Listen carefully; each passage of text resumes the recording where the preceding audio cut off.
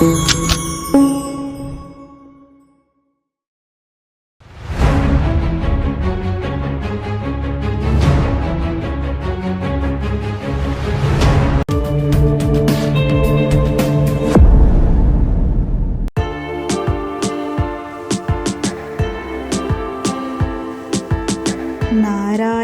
నమస్కృత్య నరం చైవ నరోత్తమం దేవీం సరస్వతీం వ్యాసం తతో జయం ఉదీరయేత్. పూజ్యనీయులైన నరనారాయణులకు నమస్కారములు. విద్యాదేవి సరస్వతికి వందనములు. ప్రాచీన ఋషి వ్యాస మహర్షికి నమస్కారములు. మనకు జయము కలుగగాక. రోమహర్షుడి కుమారుడైన ఉగ్రశ్రవుడు సకల శాస్త్ర పారంగతుడు. ఒకసారి ఈయన నైమిసారణ్యానికి వెళ్ళినప్పుడు అక్కడ అనేక మంది ఋషులు తపస్సు చేసుకుంటూ ఉన్నారు. వాళ్ళంతా ఉగ్రశ్రవుని అర్ఘ్యపాద్యాదులతో సత్కరించారు.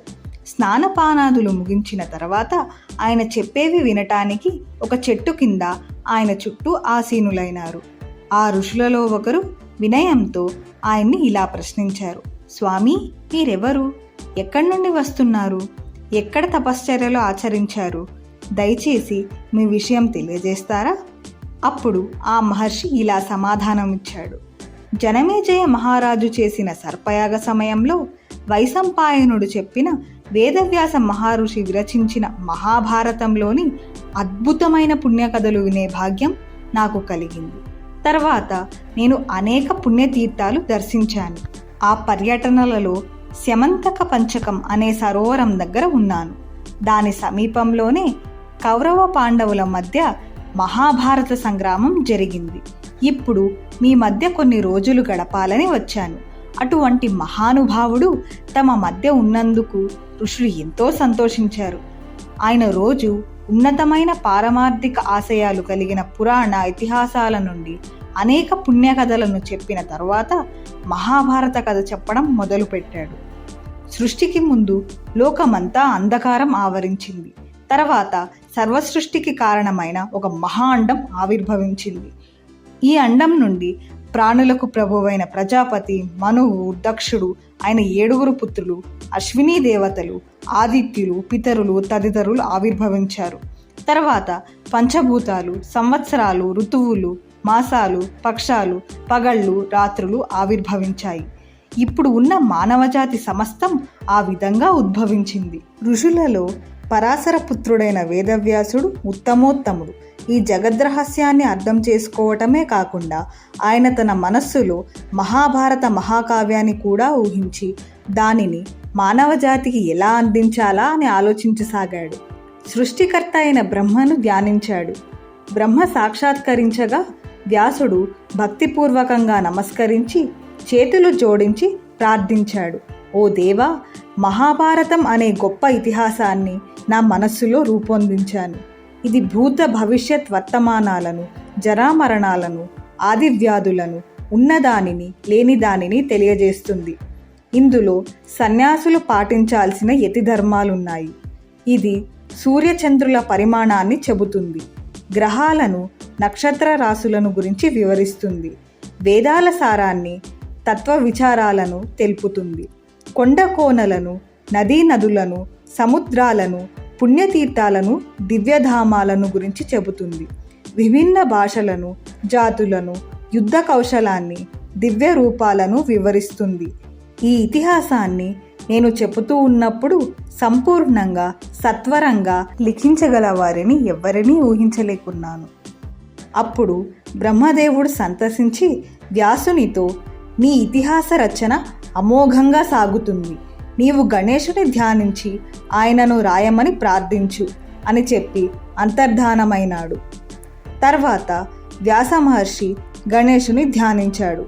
విఘ్నరాజు ప్రత్యక్షం కాగానే వ్యాసుడు సగౌరవంగా ఆయనతో, స్వామి, నేను ఒక బృహత్తర కావ్యాన్ని తలపోశాను. దానిని నేను చెబుతుండగా రాయడానికి నీవే తగిన వాడివని బ్రహ్మదేవుడు సలహా ఇచ్చాడు. అందువల్ల ఈ పనికై నిన్ను ప్రార్థిస్తున్నాను అన్నాడు. గణపతి ఇలా బదులు చెప్పాడు. ఒక్క షరతుపై ఒప్పుకుంటున్నాను. నీవు ఆపకుండా చెప్పాలి. నీవు ఎప్పుడైనా ఆపితే నేను తక్షణం వెళ్ళిపోతాను. అందుకు వ్యాసుడు ఒక షరతుతో అంగీకరించాడు. నేను చెప్పే ప్రతి పాదము నీవు ముందుగా అర్థం చేసుకోకుండా రాయకూడదు. గణేశుడు ఓం అని ప్రారంభించి రాయటం సాగించాడు. తాను శీఘ్రంగా రాస్తూ వ్యాసుణ్ణి శ్లోకాలు కూర్చటానికి తొందరపెట్టాడు. కానీ ఒక చక్కని శ్లోకం రూపకల్పన చేయటానికి సహజంగా వ్యాసునికి కొంత వ్యవధి కావలసి వచ్చింది. అందువల్ల ఆయన ఉద్దేశపూర్వకంగా క్లిష్టభావంతో కూడిన శ్లోకం చెప్పేవాడు. దాన్ని అర్థం చేసుకోవడానికి గణేశునికి కొంత వ్యవధి పట్టేది. ఈ సమయంలో వ్యాసుడు మానసికంగా తర్వాత శ్లోకాలు కూర్చుకునేవాడు. ఈ కావ్యం ముగించిన తర్వాత మహత్తరమైన ఇతిహాసాన్ని వ్యాసుడు తన కుమారుడైన సుఖ మహర్షికి వినిపించాడు. ఈ మహాభారత కథను నారదుడు దేవతలకు చెప్పగా సుకుడు గంధర్వులకు, రాక్షసులకు, యక్షులకు చెప్పాడని ప్రతీతి. ఇప్పుడు దీన్ని మీ అందరికీ వినిపిస్తున్నాను. ఈ మాటలు విని మహర్షులంతా సావధాన చిత్తులయ్యారు. వైశంపాయన జనమేజయ సంవాద రూపంలో ఉగ్రశ్రవుడు ఈ మహాభారతాన్ని చెప్పసాగాడు.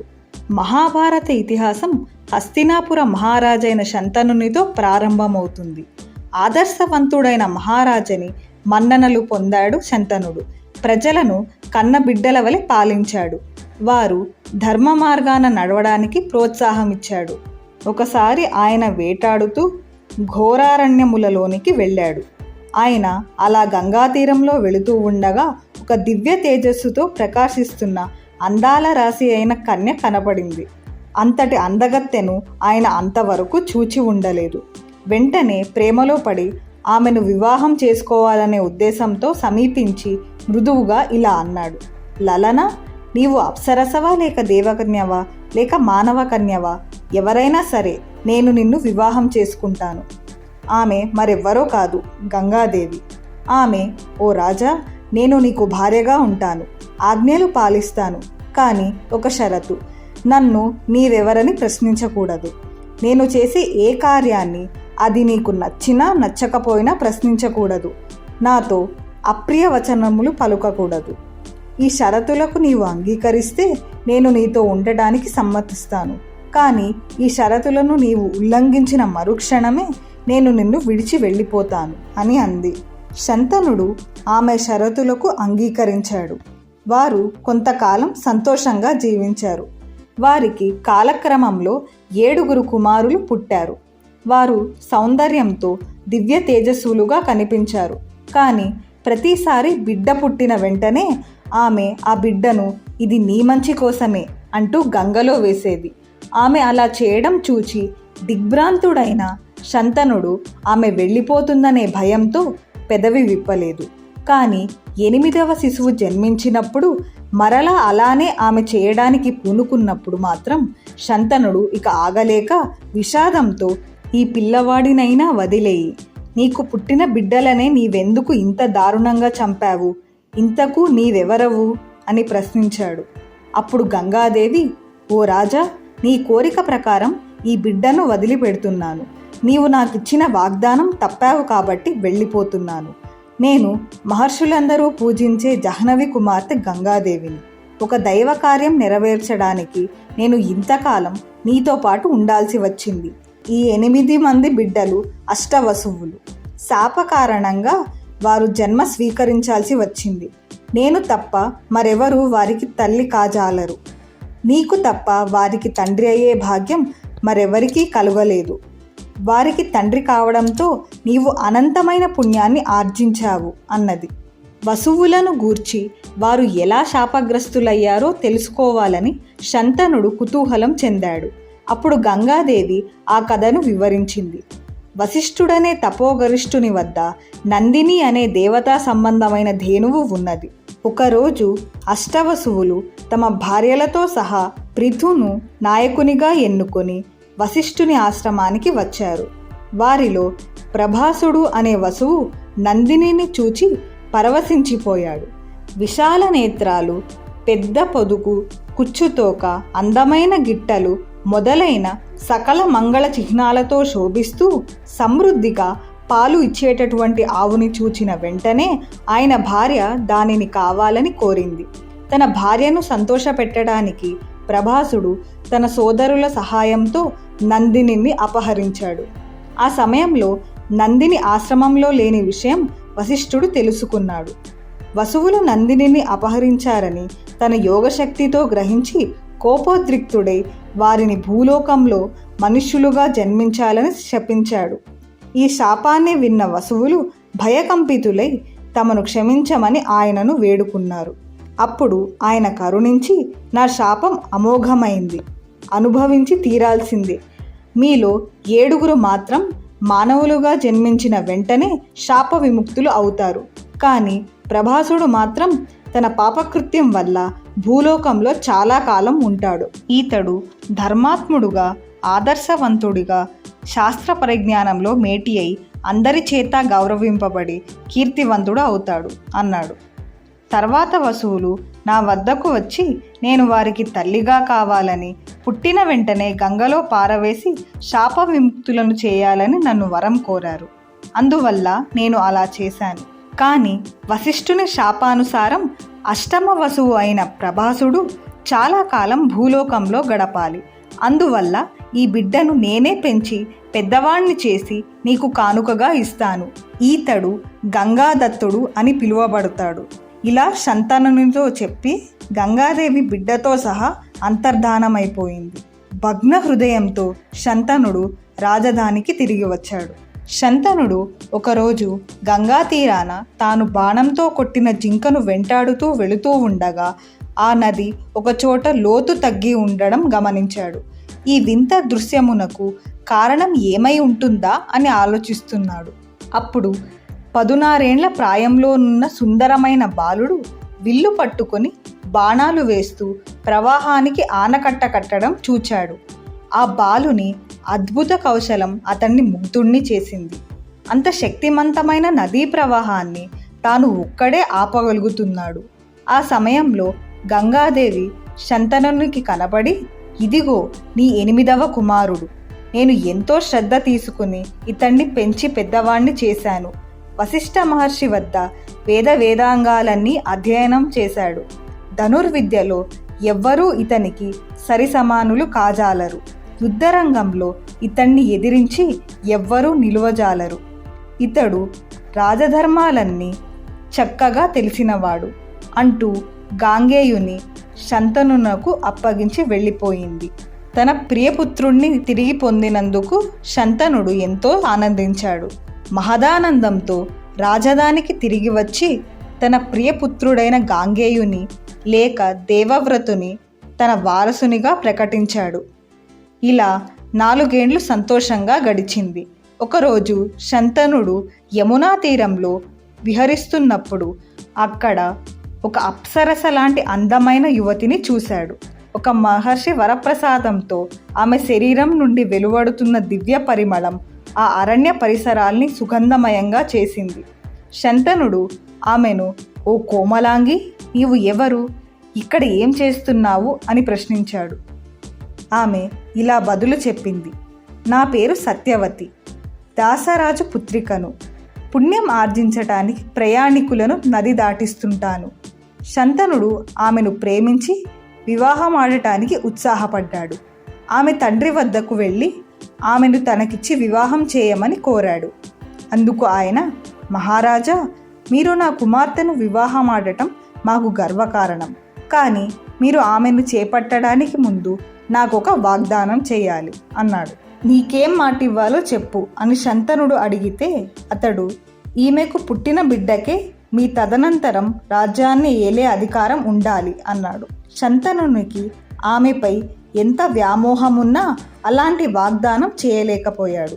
తన ప్రాణమైన దేవవ్రతునికి ఎలా అన్యాయం చేయగలడు? అందువలన అతడు భారమైన హృదయంతో తిరిగి వచ్చాడు. ఈ విషయం ఎవరితోనూ చెప్పక ఏకాంతంలో రోజురోజుకు కృంగిపోసాగాడు. దేవవ్రతుడు తండ్రి విచారాన్ని గమనించి ఆయనను సమీపించి, తండ్రి, ఇటీవల మీరు విచారంగా కనిపిస్తున్నారు. మీ విచారానికి కారణమేమిటి? నేను ఏ విధంగా మీకు సహాయపడగలనో చెప్పండి అని వేడుకున్నాడు. అప్పుడు శంతనుడు, నాయనా, నా మనోవేదనకు కారణం చెబుతాను. నీవు నాకు ఒక్కగానొక్క కుమారుడివి. జీవితం అనిత్యం. నీకు జరగరానిది ఏదైనా జరిగితే నేను మళ్ళీ పుత్రవిహీనుణ్ణి అవుతాను. కానీ నీవు నాకు 100 మంది కుమారులతో సమానం. అందువల్ల నేను మళ్ళీ వివాహం చేసుకోదలచలేదు. నీవు చిరకాలం జీవించి మన వంశాన్ని వృద్ధి చేయాలని నా ఆకాంక్ష. కానీ పెద్దలు ఒక్క పుత్రుడున్నవాడు పుత్రహీనుడు అంటారు. నీవు నా పుత్రుడివి కావటం వల్ల నాకు స్వర్గం లభిస్తుందని తెలుసు. నీవు సాటిలేని యోధుడివి. ఏ కారణం వల్లనైనా నీకు యుద్ధంలో వీరమరణమే సంభవిస్తే అప్పుడు వంశాన్ని నిలబెట్టేవారు ఎవరు? ఇదే నా మనోవేదనకు గల కారణం అన్నాడు.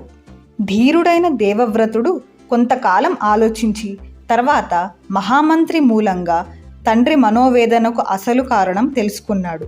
సత్యవతిని చేపట్టాలని శంతనుడు ఎంతగానో ఆశించాడు. కానీ దేవవ్రతునికి అన్యాయం చేయటానికి ఆయనకు మనసొప్పలేదు. మంత్రి సామంతులతో సహా దేవవ్రతుడు సత్యవతి తండ్రి వద్దకు వెళ్ళి ఆమెను తన తండ్రికి ఇమ్మని ప్రాధేయపడ్డాడు. ఆ జాలరి తన షరతును తిరిగి చెప్పాడు. దానికి దేవవ్రతుడు, ఓ దాసరాజా, నా ప్రతిజ్ఞ విను. నీ కుమార్తె పుత్రునికే రాజ్యాధికారం కలుగుతుందని ప్రతిజ్ఞ చేస్తున్నాను అన్నాడు. ఆ జాలరి మళ్ళీ తటపటాయిస్తూ, ఓ మహానుభావ, మీరు చేసిన ప్రతిజ్ఞ ప్రశంసనీయం. ఇలాంటి త్యాగం మీరే చేయగలుగుతారు. కానీ మీకు పుట్టబోయే కొడుకులు మీ మాట నిలబెడతారని ఎలా నమ్మగలను? ఇలా ప్రశ్నించినందుకు నన్ను క్షమించాలి. కుమార్తె శ్రేయస్సును మాత్రమే ఆకాంక్షించే తండ్రిగా ఇలా అడుగుతున్నాను అన్నాడు. అప్పుడు దేవవ్రతుడు, నా మాట మరల విను. నేను ఇప్పుడే రాజునయ్యే అధికారాన్ని త్యజిస్తున్నాను. మీ అందరి సమక్షంలో ఈ ప్రతిజ్ఞ చేస్తున్నాను. నేను ఆజన్మ బ్రహ్మచారిగానే ఉండిపోతాను. వివాహం చేసుకోను. నేను అపుత్రుణ్ణి అయినా నాకు స్వర్గం లభిస్తుంది అన్నాడు గంభీరంగా.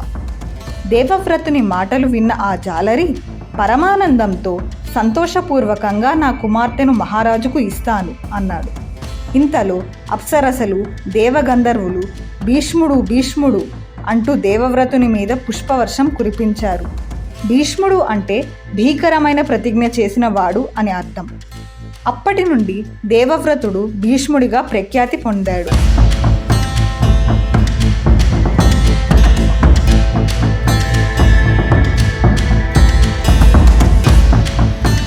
యువరాజైన దేవవ్రతుని ప్రతిజ్ఞలకు దాసరాజు సంతోషంతో తబ్బిబ్బై తన కుమార్తెను శంతన మహారాజుకి ఇవ్వటానికి అంగీకరించాడు. తర్వాత దేవవ్రతుడు సత్యవతితో, అమ్మా, ఈ రథం అధిరోహించండి, మా తండ్రి వద్దకు తీసుకుపోతాను అన్నాడు. తండ్రి వద్ద సెలవు తీసుకుని సత్యవతి దేవవ్రతునితో హస్తినాపురానికి బయలుదేరింది. సత్యవ్రతుడు తండ్రి వద్దకు వెళ్ళి జరిగినదంతా చెప్పాడు. భీష్ముని పితృప్రేమను సభాసదులందరూ వేణోళ్ల ముక్తకంఠంతో ప్రశంసించారు. నీవు నిజంగా భీష్ముడివే, నీకు జోహారులు అన్నారు. శంతనుడు కూడా దేవవ్రతుని త్యాగానికి ముగ్ధుడైపోయాడు. ఆయన హృదయం కరిగిపోయింది. తన ప్రియపుత్రునికి కృతజ్ఞత ఎలా తెలియజేయాలో తెలియలేదు. కనుల వెంట ఆనంద బాష్పాలు కురిశాయి. భీష్ముని ప్రేమతో కౌగిలించుకున్నాడు. నాయనా, నీ వలన ఎంతో సంతృప్తి పొందిన నేను నీకు స్వచ్ఛంద మరణం కలిగేటట్లు వరమిస్తున్నాను. నీవు కోరుకున్నప్పుడే నీకు మృత్యువు కలుగుతుంది అంటూ వరమిచ్చాడు. క్రమంగా సత్యవతికి చిత్రాంగదుడు, విచిత్రవీరుడు అనే 2 కుమారులు కలిగారు. చిత్రాంగదుడు అత్యంత పరాక్రమశాలి, ధీమంతుడు. విచిత్రవీరుడు విలువిద్యలో మేటి. శంతనుడు మరణించిన తర్వాత భీష్ముడు తన వాగ్దానం ప్రకారం చిత్రాంగదుని రాజుగా చేశాడు. అప్పుడు గంధర్వులలో మాత్సర్యపీడితుడైన చిత్రాంగదుడు అనే రాజు శంతన కుమారుడైన చిత్రాంగదునితో యుద్ధానికి పూనుకున్నాడు. గంగా తీరంలో వారికి 3 సంవత్సరాలు యుద్ధం సాగింది. చివరకు శంతన కుమారుడైన చిత్రాంగదుడు యుద్ధంలో మరణించాడు. భీష్ముడు దహన సంస్కారాలు చేశాడు. అప్పుడు విచిత్రవీరుడు ఇంకా చిన్నవాడు. అందువలన సత్యవతి కోరిక మేరకు భీష్ముడు రాజ్యపాలనలో అతని తరఫున కర్తవ్య పాలన వహించాడు. విచిత్రవీరునకు వయసు రాగానే భీష్ముడు అతనికి రాజ్యపట్టాభిషేకం చేశాడు.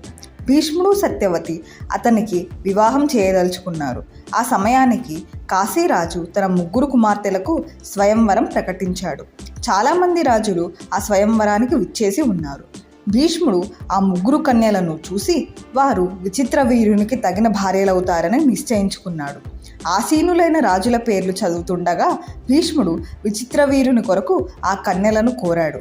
భీష్ముడు స్వయంవర మండపంలో ప్రవేశించి అచ్చట ఉన్న రాజులందరూ చూస్తూ ఉండగానే బలవంతంగా ఆ 3 కన్యలను తన రథం మీద ఎక్కించుకుని అచ్చటి రాజులందరితో పిడుగులాంటి కంఠస్వరంతో ఇలా అన్నాడు: స్వయంవర విధానాలు చాలా ఉన్నాయి అని పెద్దలు చెబుతారు. అందులో కన్యను బలవంతంగా రాజులందరి సమక్షాన తీసుకుపోవడం ఒక విధం. ఈ 3 కన్యలను మీ సమక్షంలోనే బలవంతంగా తీసుకుని పోతున్నాను. మీలో ఎవరైనా నాతో పోరాడమని సవాలు చేస్తున్నాను. మీకున్న శక్తి సామర్థ్యాలతో నన్ను ఓడించవచ్చు. ఇలా అంటూ భీష్ముడు రథాన్ని ముందుకు నడిపాడు. హఠాత్తుగా ఇలా జరుగుతుందని ఊహించని ఆ రాజులందరూ క్షణకాలం స్తంభించిపోయి తర్వాత కోపోద్రిక్తులై పెదవులు కొరుకుతూ ఆయుధాలు ధరించి రథాలను అధిరోహించి భీష్మునితో యుద్ధానికి తలపడ్డారు. భీష్మునికి రాజులకు మధ్య ఘోర యుద్ధం జరిగింది. ఒకవైపు అసంఖ్యాకులైన రాజులు, మరోవైపు భీష్ముడొక్కడు. వేల కొలది నిశిత బాణాలను వారు భీష్మునిపై ప్రయోగించారు. కానీ భీష్ముడు వాటినన్నింటినీ మార్గ మధ్యముననే ఖండించి వేశాడు. ఈ భీకర సంగ్రామాన్ని చూచిన వారు దేవాసుర యుద్ధమేమోనని భ్రమపడ్డారు. యుద్ధంలో పాల్గొనని రాజులు ఆ దృశ్యాన్ని చూడడానికే భయపడ్డారు. భీష్ముని ధైర్య సాహసాలకు ఆయనను ఎదురించిన రాజులందరూ ఆశ్చర్యపడి అభినందించారు. ఆ రాజులందరినీ అవలీలగా ఓడించి భీష్ముడు 3 కన్యలతో హస్తినాపుర మార్గం పట్టాడు. అప్పుడు సాల్వుడు అనే రాజు వికటాట్టహాసం చేస్తూ భీష్ముని అడ్డగించి నిలువమన్నాడు. సాహసవంతుడైన సాల్వుని చూచి రాజులంతా ఆశ్చర్యచకితులైనారు. ప్రచండ కోపంతో భీష్ముడు, సారథి, రథాన్ని సాల్వుని వైపు నడుపు. గరుడు సర్పమును చీల్చినట్లు నేనతన్ని చీలుస్తాను అంటూ సాల్వుని గుర్రాలను, రథసారథిని క్షణంలో చంపి జాలితో సాల్వుని ప్రాణాలతో విడిచిపెట్టాడు. ఇతర రాజులందరూ అక్కడ నుండి వెళ్ళిపోయారు. విజయంతో భీష్ముడు 3 కన్యలతో హస్తినాపురం చేరుకున్నాడు. విచిత్రవీరునితో వారి వివాహమునకు అన్ని ఏర్పాట్లు చేశారు. కానీ ఆ 3 కన్యలలో పెద్దదైన అంబ భీష్ముని ముందుకు వచ్చి ఇలా అన్నది: నేను స్వయంవరానికి ముందే శైబ్యరాజైన సాల్వుని భర్తగా వరించాను. ఆయన కూడా నన్ను అంగీకరించాడు. మా తండ్రి కూడా సమ్మతించాడు. నేను స్వయంవరంలో సాల్వుడినే వరించి ఉండేదాన్ని. మీరు విజ్ఞానవంతులు, ధర్మవేత్తలు. అందువల్ల ఏది ధర్మసమ్మతమో దానినే చేయండి. భీష్ముడు ఆమె మాటలను గౌరవించి ఆమె వెళ్ళిపోవడానికి అనుమతించాడు. మిగిలిన 2 సోదరీమణులైన అంబిక, అంబాలికలను విచిత్రవీరునికిచ్చి వివాహం జరిపించాడు. కొంతకాలం వారి వివాహ జీవితం సుఖ సంతోషాలతో గడిచిపోయింది. కానీ యువప్రాయముననే అతనికి రాజయక్ష్మ రుగ్మత దాపురించింది. చికిత్సలు ఎన్ని చేయించినా లాభం లేకపోయింది. రాజకుటుంబాన్నంతా విషాదంలో ముంచి విచిత్రవీరుడు కన్నుమూశాడు. ఇప్పుడు బ్రహ్మచర్య వ్రతం పూనిన భీష్ముడు తప్ప వంశాన్ని నిలుపడానికి వేరెవ్వరూ లేకపోయారు. అందువల్ల సత్యవతి భీష్ముని బ్రహ్మచర్య వ్రతం చాలించి వివాహమాడి సంతతిని పొందమని కోరింది. అందుకు భీష్ముడు, అమ్మా, నా ప్రతిజ్ఞ మరిచిపోయినట్లున్నావు. నా ప్రతిజ్ఞను ఎన్నడూ ఉల్లంఘించను. సముద్రాలు ఇంకిపోవచ్చు. నేను త్రిలోకాధిపత్యాన్నైనా త్యజిస్తాను. కానీ సత్యాన్ని వదిలి నా ప్రతిజ్ఞాభంగం చేయను అన్నాడు. తర్వాత సత్యవతి వ్యాసమహర్షిని సలహా అడగమని భీష్మునితో చెప్పింది. అందుకు భీష్ముడు అంగీకరించాడు. సత్యవతి వ్యాసమహర్షిని మనస్సులో స్మరించింది. వెంటనే వ్యాసుడు ఆమె ముందు ప్రత్యక్షమైనాడు. ఆమె అతనితో తన దుర్దశను వివరించి తనను ఆదుకోమని ప్రార్థించింది. వ్యాసుని వరప్రదానంతో అంబికకు ధృతరాష్ట్రుడు, అంబాలికకు పాండు, తక్కువ కులానికి చెందిన అంబికదాసికి విదురుడు పుట్టారు.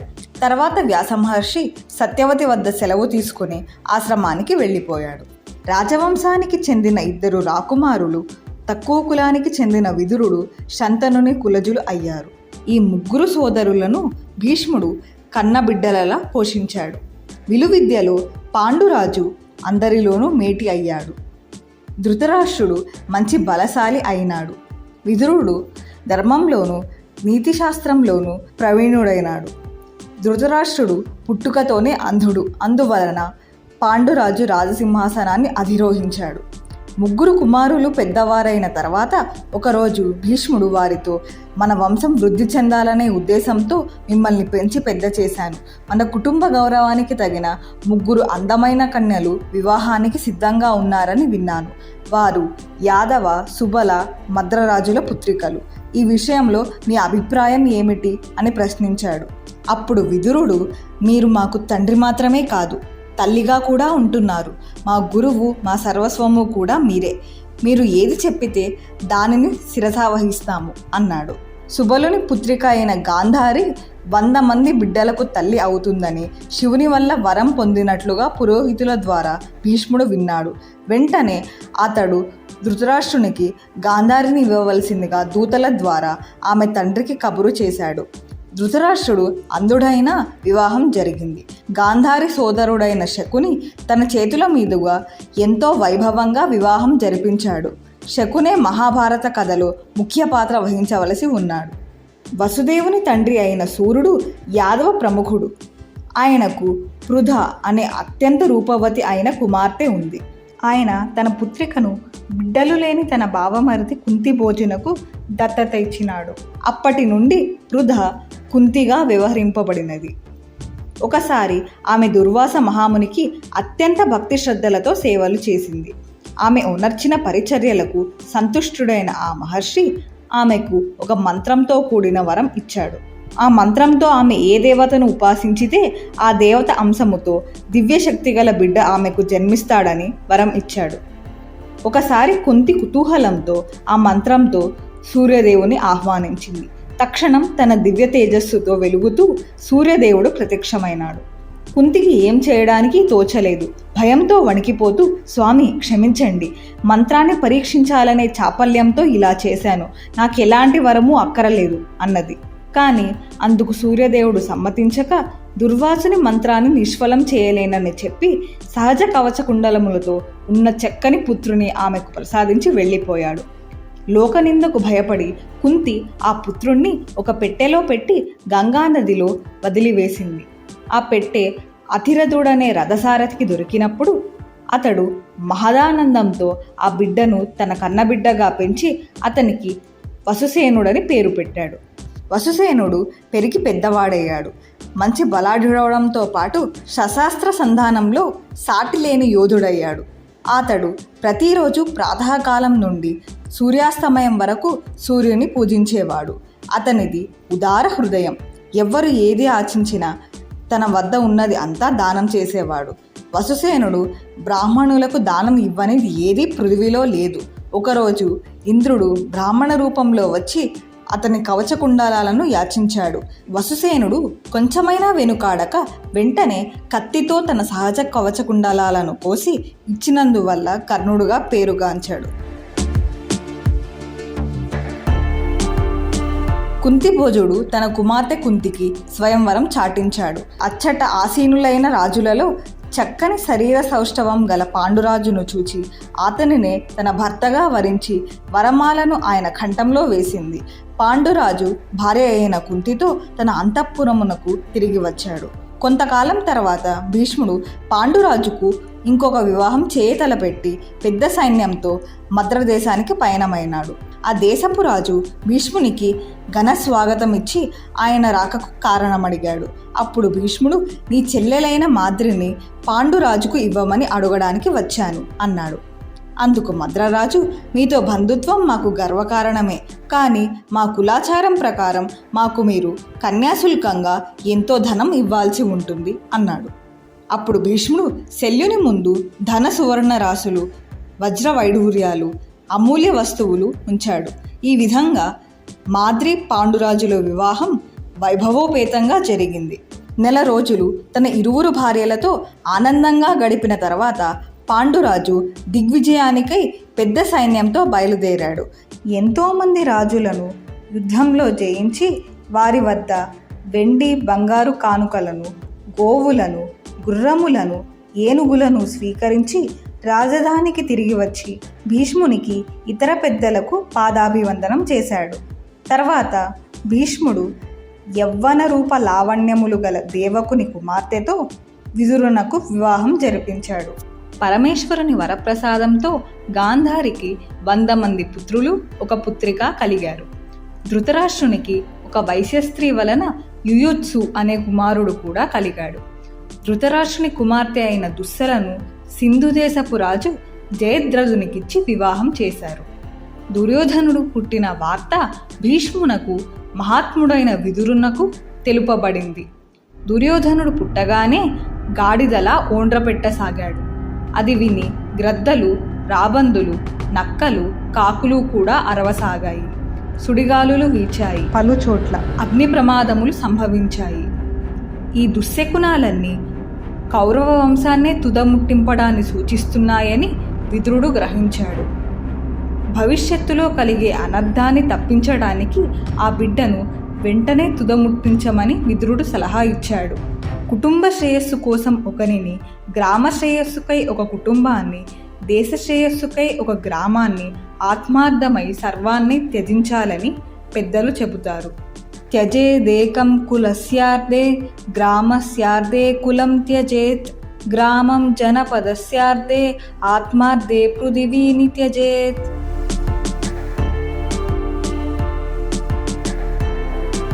కురువంశ నాశనానికై కారణభూతుడు కానున్న ఆ శిశువును వదిలివేయమని విదురుడు సలహా ఇచ్చాడు.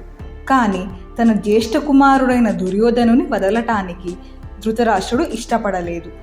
దుర్యోధనునిపై ఉన్న మమకారంతో అతడు విదురుని హితోపదేశాన్ని పెడచెవిన పెట్టాడు. ఒకరోజు పాండురాజు అడవిలో విహరిస్తూ ఒక జింకల జంట వినోదంగా క్రీడించడం చూచి 5 బాణములతో మగ జింకను కొట్టాడు. దురదృష్టవశాత్తు పాండురాజు కొట్టింది జింక కాదు, కర్దమ మహాముని పుత్రుడైన గొప్ప ఋషివరేణ్యుడు. అతడు తన భార్యతో కలిసి జింకల రూపంలో క్రీడిస్తున్నాడు. పాండురాజు కొట్టిన బాణాల వల్ల ప్రాణాలు వదలబోతున్న ఆ ఋషిపుంగవుడు పాండురాజుకు మరణం దాపురించుగాక అని శపిస్తూ మరణించాడు. ఆ ప్రకారమే పాండురాజు అనతి కాలంలోనే మరణించాడు. అప్పటికే పాండురాజుకు 5 పుత్రులు. కుంతికి 3, మాద్రికి 2 కలిగారు. కుంతి జ్యేష్ఠపుత్రుడు కర్ణుడు అతిరథుని దగ్గర పెరుగుతున్నాడు. కుంతికి కలిగిన 4 పుత్రులు దుర్వాస మహాముని మంత్ర ప్రభావం వల్ల కలిగిన వారే. పాండురాజు పుత్రులందరూ పాండవులని పిలువబడ్డారు. కుంతి దుర్వాసుడు ఇచ్చిన మంత్రాన్ని ఉపాసించి ధర్మదేవత అనుగ్రహంతో జ్యేష్ఠపుత్రుడు యుధిష్ఠిరుని పొందింది. అతను ధర్మపుత్రుడుగా కూడా పిలువబడ్డాడు. ధర్మరాజు యుద్ధంలో స్థిరుడు, అందువలన యుధిష్ఠిరుడు అయినాడు. ధర్మనిష్ట కలవాడు కావున ధర్మపుత్రుడయ్యాడు. వాయుదేవుని ఉపాసనతో భీముడు పుట్టాడు. భీముడు అనగా దృఢకాయుడు, అత్యంత బలశాలి అని అర్థం. అతనికి వృకోదరుడు అని ఇంకొక పేరు. ఎంత ఆహారమైన అతిని జీర్ణించుకోగలడని దాని అర్థం. భీముడు పసిబిడ్డగా ఉన్నప్పుడు తల్లి ఒడిలో నుండి హఠాత్తుగా పెద్ద బండరాయి మీద పడినప్పుడు ఆ బండరాయి ముక్కలు ముక్కలుగా విరిగిపోయిందే గాని ఆ బిడ్డకు ఎలాంటి గాయము కలుగలేదు. భీముడు, దుర్యోధనుడు ఇద్దరూ ఒకే రోజు జన్మించారు. తరువాత కుంతి ఇంద్రుని ఉపాసించి అర్జునుని కన్నది. అతడు విలువిద్యలో అత్యంత ప్రావీణ్యతను పొంది లోకంలోనే తనకు సాటి అయిన యోధుడు లేడనిపించుకున్నాడు. తరువాత మాద్రి అశ్వినీ దేవతలను ఉపాసించగా నకుల సహదేవులు కలిగారు. ఆ 5 పంచపాండవులుగాను, గాంధారికి జన్మించిన 100 మంది పుత్రులు కౌరవులుగాను మహాభారతంలో వ్యవహరింపబడ్డారు. ఋషి శాపంతో పాండురాజు మరణించగా మాద్రి భర్తతో సహగమనం చేసింది. అప్పుడు 5 పిల్లలను పోషించవలసిన భారం పూర్తిగా కుంతీదేవి మీద పడింది. ఆ తర్వాత విచిత్ర సంఘటనలు జరిగాయి. ఋషులందరూ సంప్రదించుకొని కుంతిని పుత్రులతో సహా హస్తినాపురానికి తీసుకువెళ్లారు. అంతమంది ఋషులు తమ నగరానికి రావడం చూచి ప్రజలు ఆశ్చర్యచకితులయ్యారు. ఆ వార్త ధృతరాష్ట్ర, భీష్ములకు తెలిసింది. వారు సత్యవతి, విదురుడు ఉన్నగు వారితో సింహద్వారం వద్దకు వచ్చి ఋషులనందరినీ సాదరంగా ఆహ్వానించి అతిథి సత్కారాలు చేశారు. అప్పుడు వారిలో ఒక వృద్ధ ఋషిపుంగవుడు వారినందరినీ ఉద్దేశించి ఇలా అన్నాడు: పాండురాజు మహానుభావుడు. మాతో పాటు ఆయన శతశృంగ పర్వతములలో కఠిన నియమాలు పాటిస్తూ నివసించాడు. మా అందరికీ ఆయన ఎంతో ప్రీతిపాత్రుడు. అక్కడ ఉంటున్నప్పుడు అతనికి 5 పుత్రులు కలిగారు. 3 కుంతికి, 2 మాద్రికి జన్మించారు. వారికి అన్ని సంస్కారములు పాండురాజు జరిపించాడు. వారందరూ వేదపారంగతులయ్యారు. ధార్మిక జీవితం గడిపిన పాండురాజు 17 రోజుల ముందు దివంగతుడైనాడు. మాద్రి భర్తతో సహగమనం చేసింది. మేము కుంతిని పాండుపుత్రులను తీసుకువచ్చాము. వారిని ఆదరపూర్వకంగా స్వీకరించండి. అలా ఋషులు సందేశం ఇచ్చి అరణ్యానికి వెళ్ళిపోయారు. నగరమంతా దుఃఖంలో మునిగింది. భీష్ముడు, విదురుడు, ధృతరాష్ట్రుడు దుఃఖపూరితులైనారు. వారు పాండురాజుతో సంతోషంగా గడిపిన రోజులు గుర్తుకు వచ్చాయి. తమ్ముడు పాండురాజుకు రాజోచితంగా శాస్త్రోక్తంగా అంత్యక్రియలు జరపమని ధృతరాష్ట్రుడు విదురునికి ఆజ్ఞాపించాడు. వ్యాసమహర్షి వచ్చి కర్మకాండ అంతా పర్యవేక్షించాడు. తర్వాత కొన్ని రోజులకు వ్యాసుడు సత్యవతితో, అమ్మా, ఆనందమయమైన రోజులు గడిచిపోయి దుర్దినాలు రానున్నవి. ఇక రాను రాను పాపం పెరిగిపోతుంది. అందువల్ల నీవు ఈ చోటు విడిచి తపస్సుకై వనానికి వెళ్ళటం ఉచితం అని చెప్పాడు. సత్యవతి భీష్ముని అనుమతితో తన కోడళ్లతో తపస్సుకై అడవులకు వెళ్ళిపోయింది. అక్కడ వారు తీవ్ర తపశ్చర్యలు ఆచరించి తమ దేహాలను వదిలి స్వర్గధామాన్ని చేరుకున్నారు. కుంతి పుత్రులైన పాండవులు కౌరవులతో పాటు దినదిన ప్రవర్ధమానులవసాగారు. క్రీడలలోనూ ఇతర విషయాలలోనూ పాండవులదే పైచేయి. భీముడు వారినందరినీ సునాయాసంగా ఓడించేవాడు. వారి కాళ్ళు పట్టి లాగుతూ, జుట్టుతో ఈడుస్తూ నీళ్లలో ఆడుతున్నప్పుడు 10 మందిని నీళ్లలో అదిమి పట్టి ఉక్కిరి బిక్కిరి అయ్యే వరకు వదిలేవాడు కాదు. పండ్లు కోయడానికి వాళ్ళు చెట్లెక్కినప్పుడు ఆ చెట్టును ఊపి పండ్లతో సహా వారు కూడా కింద పడేలా చేసేవాడు. ఇవన్నీ బాల్య చేష్టల వల్ల చేసిన పనులే కానీ వారిపై ఎలాంటి ద్వేషభావంతో చేయలేదు. కానీ దుర్యోధనుడు మాత్రం భీముని పైన, అతని సోదరులపైన మాత్సర్యాన్ని పెంపొందించుకోసాగాడు. భీముని లాంటి బలిష్ఠులు మనలో ఎవరూ లేరు. అతను నిద్రపోతున్నప్పుడు గంగా నదిలో పడవేసి చంపేద్దాము అని దుర్యోధనుడు ఆలోచించాడు. ఇలాంటి కుతంత్రంతో గంగా తీరంలో ఆడుకోవడానికి ఒక భవనాన్ని నిర్మించి రకరకాల రుచికర భక్ష్యాలు వండించి పాండవులను విందు భోజనానికి ఆహ్వానించాడు. ఆ భవన సౌందర్యం పాండవులను ఆకర్షించింది.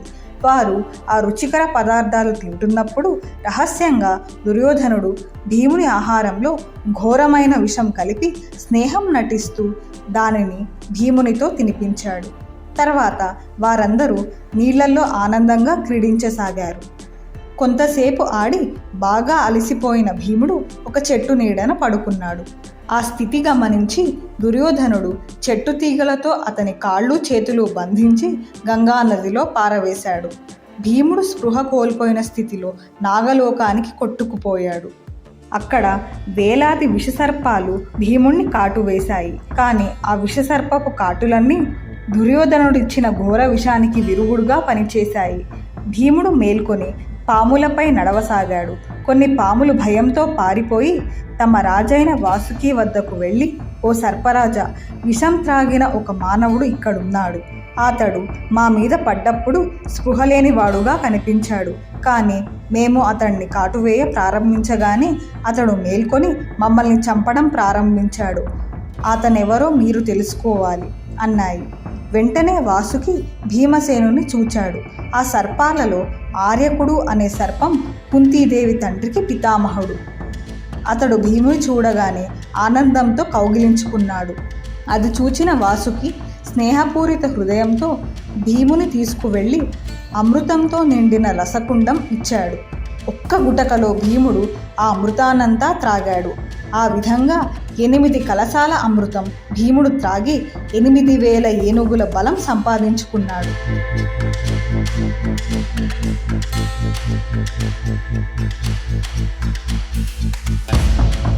తరువాత సర్పాలు చేసిన ఒక శయ్య మీద భీముడు హాయిగా నిద్రించాడు. కౌరవ పాండవులు తమ ఆటపాటలు చాలించి హస్తినాపురం తిరిగిపోయారు. పాండవులలో భీముడు లేకపోవడం చూచి దుర్యోధనుడు ఎంతగానో ఆనందించాడు. అమ్మా, భీముడు తిరిగి వచ్చాడా అని యుధిష్ఠిరుడు తల్లిని అడిగితే ఆమె ఆశ్చర్యపోతూ రాలేదని చెప్పింది. యుధిష్ఠిరుని ముఖం చూచి కుంతి భయపడింది. దుర్యోధనుడు తప్పకుండా ఏదో కుతంత్రం పన్ని ఉంటాడని ఊహించిన కుంతి విదురుని దగ్గరకు వెళ్ళింది. విదురుడు ఆమెను ఓదారుస్తూ, సోదరి, బాధపడవద్దు. నీ కుమారులు దీర్ఘాయువులని ఋషులందరూ చెప్పారు కదా, భీముడు తప్పక తిరిగి వస్తాడు అన్నాడు. కుంతి కుమారులతో పాటు ఆదుర్దాతో భీముని కోసం వేచి ఉన్నది.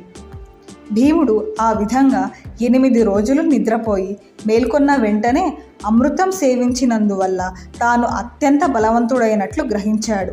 నాగులు వీడ్కోలు చెప్పగా భీముడు అచ్చటి నుండి బయలుదేరి రాజాంతపురం చేరాడు. జరిగిన వృత్తాంతమంతా తన సోదరులకు వివరించాడు. అప్పుడు యుధిష్ఠిరుడు భీమునితో ఆ వృత్తాంతమంతా తనలోనే రహస్యంగా ఉంచుకోమని చెప్పి, నీవు ఏ విధంగా తప్పించుకున్నావో ఎవ్వరికీ తెలియనియవద్దు. మనం ఇప్పటి నుండి జాగరూకులై ఉండాలి అన్నాడు. కొన్నాళ్ల తర్వాత మళ్ళీ దుర్యోధనుడు భీముని ఆహారంలో ఘోర విషం కలిపాడు. కానీ దుర్యోధనుని సోదరులలో యుయుత్సు ఆ విషయం తెలుసుకున్నాడు. అతడు పాండవులకు మిత్రుడు. ఆ విషయం భీమునికి తెలియజేసి అతని ప్రాణాలు కాపాడాడు. దుర్యోధనుడు అతని మామ అయిన శకుని భీముని చంపటానికి ఎన్నో పన్నాగాలు పన్నారు. కానీ అవి ఏవీ ఫలించలేదు. విదురుని సలహా ప్రకారం ఆ విషయం గురించి పాండవులు మౌనం వహించారు. గౌతముని పుత్రుడైన కృపాచార్యుడు కౌరవ పాండవులకు విలువిద్య మున్నగు యుద్ధ విద్యలు నేర్పడానికి నియమింపబడ్డాడు. వారు ఆ విద్యల్లో కొంత ప్రావీణ్యం సంపాదించిన తర్వాత భీష్ముడు యుద్ధ కళలలో వారిని మరింత కోవిధులను చేయగల గురువు కోసం అన్వేషించసాగాడు. అప్పుడు ద్రోణాచార్యుడు ఆ పనిలో నియుక్తుడైనాడు. ద్రోణాచార్యుడు భరద్వాజ మహర్షి పుత్రుడు. పాంచాల రాజైన ప్రిసతుడు భరద్వాజుని స్నేహితుడు. ప్రిసతుని కుమారుడు ద్రుపదుడు. అతడు రోజు ద్రోణునితో ఆడుకోవడానికి భరద్వాజుని ఆశ్రమానికి వచ్చేవాడు. వారిరువురూ కలిసి చదువుకునేవారు. ప్రిసతుడు మరణించిన తర్వాత ద్రుపదుడు పాంచాల దేశానికి రాజయ్యాడు. ఆ సమయానికి ద్రోణుని తండ్రి మరణించాడు. కానీ ద్రోణుడు తన సమయాన్నంతా చదువులోనూ తపస్సులోనే గడిపాడు. కృపాచార్యుని సోదరి అయిన కృపితో అతని వివాహం జరిగింది. ఆ దంపతులకు అశ్వత్థామ అనే పుత్రుడు కలిగాడు. మహా తేజస్వి అయిన పరశురాముడు తన సంపదనంతా బ్రాహ్మణులకు దానం చేస్తున్నట్లు విని ద్రోణుడు దివ్యాస్త్రములు సంపాదించాలనే ఉద్దేశంతో అక్కడికి వెళ్ళాడు. అప్పుడు పరశురాముడు, నేను నా బంగారము మిగిలిన సంపత్తినంతా దానంగా ఇచ్చేశాను. ఇక మిగిలినవి నా శరీరము, దివ్యాస్త్రాలు. నీవు వీటిలో ఏది కోరినా దానిని ఇవ్వటానికి సిద్ధమే అన్నాడు. ద్రోణుడు వినమ్రతతో దివ్యాస్త్రాలన్నింటినీ స్వీకరించి ఇంటి ముఖం పట్టాడు. ఒకసారి అశ్వత్థామ తోడి పిల్లలు పాలు త్రాగడం చూచాడు. వెంటనే తనకు కూడా పాలు కావాలని మారం చేశాడు. ద్రోణుడు నిరుపేద కావడంతో తన పుత్రునికి పాలు కూడా ఇవ్వలేకపోయాడు. ఎన్ని చోట్ల యాచించినా ఒక్క పాడి ఆవు కూడా దానంగా లభించలేదు. అశ్వత్థామ స్నేహితులు బియ్యం పిండిని నీళ్లలో కలిపి పాలని చెప్పి ఇచ్చారు. అశ్వత్థామ పాలు త్రాగాననుకున్నాడు. చివరికి ద్రోణుడు తన బాల్య స్నేహితుడైన ద్రుపదుని కలుసుకోవాలని తీర్మానించుకున్నాడు. అప్పటికి ద్రుపదుడు పాంచాల రాజైనాడు. ద్రుపదుని ఆస్థానానికి వెళ్ళి అతన్ని మిత్రమా అని సంబోధించాడు ద్రోణుడు. కానీ రాజ్య, ధన, మద, గర్వంతో ఉట్టిపడుతున్న ద్రుపదుడు అతన్ని నిరాదరణ చేస్తూ, ఓ బ్రాహ్మణుడా, మాలాంటి మహారాజులు నీలాంటి దురదృష్ట జాతకులతో ఏనాడూ స్నేహం చేయరు. బీదలు శ్రీమంతులు, విద్వాంసులు మూర్ఖులు, వీరులు పిరిగి పందలు, వీరి మధ్య ఎన్నడూ స్నేహితం కుదరదు అన్నాడు. ద్రోణుడు ప్రళయకాల రుద్రుడిలా మండిపడ్డాడు. ద్రుపదునికి తగిన గుణపాఠం త్వరలో నేర్పాలనే దృఢ సంకల్పంతో పగపట్టిన త్రాచుల అక్కడి నుండి తిన్నగా హస్తినాపురానికి బయలుదేరాడు. తన బావమర్ది అయిన కృపుని ఇంటిలో కాలక్షేపం చేయసాగాడు. ఒకసారి కౌరవ పాండవులు ఆడుకుంటున్న బంతి హఠాత్తుగా అక్కడున్న బావిలో పడింది. వారు దానిని బయటికి తీయలేక తికమకపడుతున్నారు. అప్పుడు అచ్చటికి వచ్చిన ద్రోణుడు మందహాసంతో, మీరందరూ క్షత్రియ కుమారులని చెప్పుకుంటున్నారు. ఆ బంతిని బయటకి తీయలేకపోవడం మీ అస్త్ర విద్యకు సిగ్గుచేటు. నాకు విందు భోజనం పెడితే ఒక్క క్షణంలో నీకు ఆ బంతే కాకుండా ఈయన ఉంగరాన్ని కూడా గడ్డి పరకలతో బయటికి తీస్తాను అంటూ తాను వ్రేలికి ఉన్న ఉంగరమును తీసి ఆ నీరు లేని బావిలో పడవేశాడు. తర్వాత కొన్ని రెల్లు తీగలు తీసుకుని మొదటి తీగను బంతికి గుచ్చుకునేటట్లు వేసి తర్వాత క్రమంగా రెల్లు తీగలను ఒకదానితో ఒకటిగా తాడులా అతికించి బంతిని బయటకు తీశాడు. తర్వాత విల్లు తీసుకుని బాణం సంధించి బావిలో వదలగా ఆ బాణం క్షణంలో ఉంగరాన్ని బయటకు తీసింది. భీష్ముడు ఈ విషయం విన్నాడు. అటువంటి ప్రజ్ఞావంతుడైన ఆచార్యుడే యువరాజులకు గురువుగా మనగలడని నిశ్చయించుకుని ద్రోణుని సాదరంగా ఆహ్వానించి ఆయనతో, ఈ రాకుమారులందరినీ నీకు అప్పగిస్తున్నాను. విలువిద్యతో సహా సకల విద్యల్లో వీరిని ప్రవీణులను చేయండి. ఈ కురుకుల సంపద మీది. ఈనాటి నుండి కురుపుత్రులు మీవారు అన్నాడు భీష్ముడు. ద్రోణుడు అందుకు సమ్మతించి రాకుమారులతో, నేను మీకు గురువుగా ఉండగలను. గురుదక్షిణగా నేను కోరిన దానిని ఇస్తామని మీరు నాకు ఇప్పుడే వాగ్దానం చెయ్యాలి అన్నాడు. రాకుమారులందరూ మౌనం వహించారు. కానీ అర్జునుడు మాత్రం ఏ షరతు లేకుండా వాగ్దానం చేశాడు. సంతోషంతో ద్రోణుడు అతన్ని కౌగిలించుకొని తనకు తెలిసిన సర్వ విద్యలను, దివ్యాస్త్ర ప్రయోగాలను నేర్పుతానని వాగ్దానం చేశాడు. అర్జునుని అందరికంటే మిన్నయైన యోధునిగా తీర్చిదిద్దాడు. కురుపుత్రులకు తన కుమారుడైన అశ్వత్థామకు విద్య నేర్పుతూ వారిని నీరు తెమ్మని పంపించేవాడు. అశ్వత్థామ అందరికంటే ముందుగా పాత్రను నీటితో నింపుకొని ద్రోణుని వద్దకు రాగానే ఇతరులు వచ్చే లోపల అతనికి యుద్ధ విద్యలలోని ఉన్నత రహస్యాలన్నీ ఆ విరామంలో నేర్పేవాడు. అర్జునుడు ఆ విషయం తెలుసుకొని వారుణాస్త్ర సహాయంతో తన పాత్రను అతి త్వరగా నీటితో నింపి అశ్వత్థామతో పాటే వచ్చేవాడు. తత్ఫలితంగా అశ్వత్థామతో సమానంగా విద్య లభించింది. ఒకరోజు ద్రోణుడు అర్జునునకు చీకటిలో భోజనం పెట్టవద్దని వంటవానితో చెప్పాడు. కానీ ఒకసారి అర్జునుడు రాత్రిపూట భోజనం చేస్తున్నప్పుడు పెనుగాలి వీచి దీపం ఆరిపోయింది. అందువల్ల అర్జునుడు చీకటిలోనే భోజనం చేయాల్సి వచ్చింది. వెంటనే ఒక ఆలోచన అతని మనస్సులో కలిగింది. చీకటిలో కూడా విలువిద్య ఎందుకు అభ్యసించకూడదు?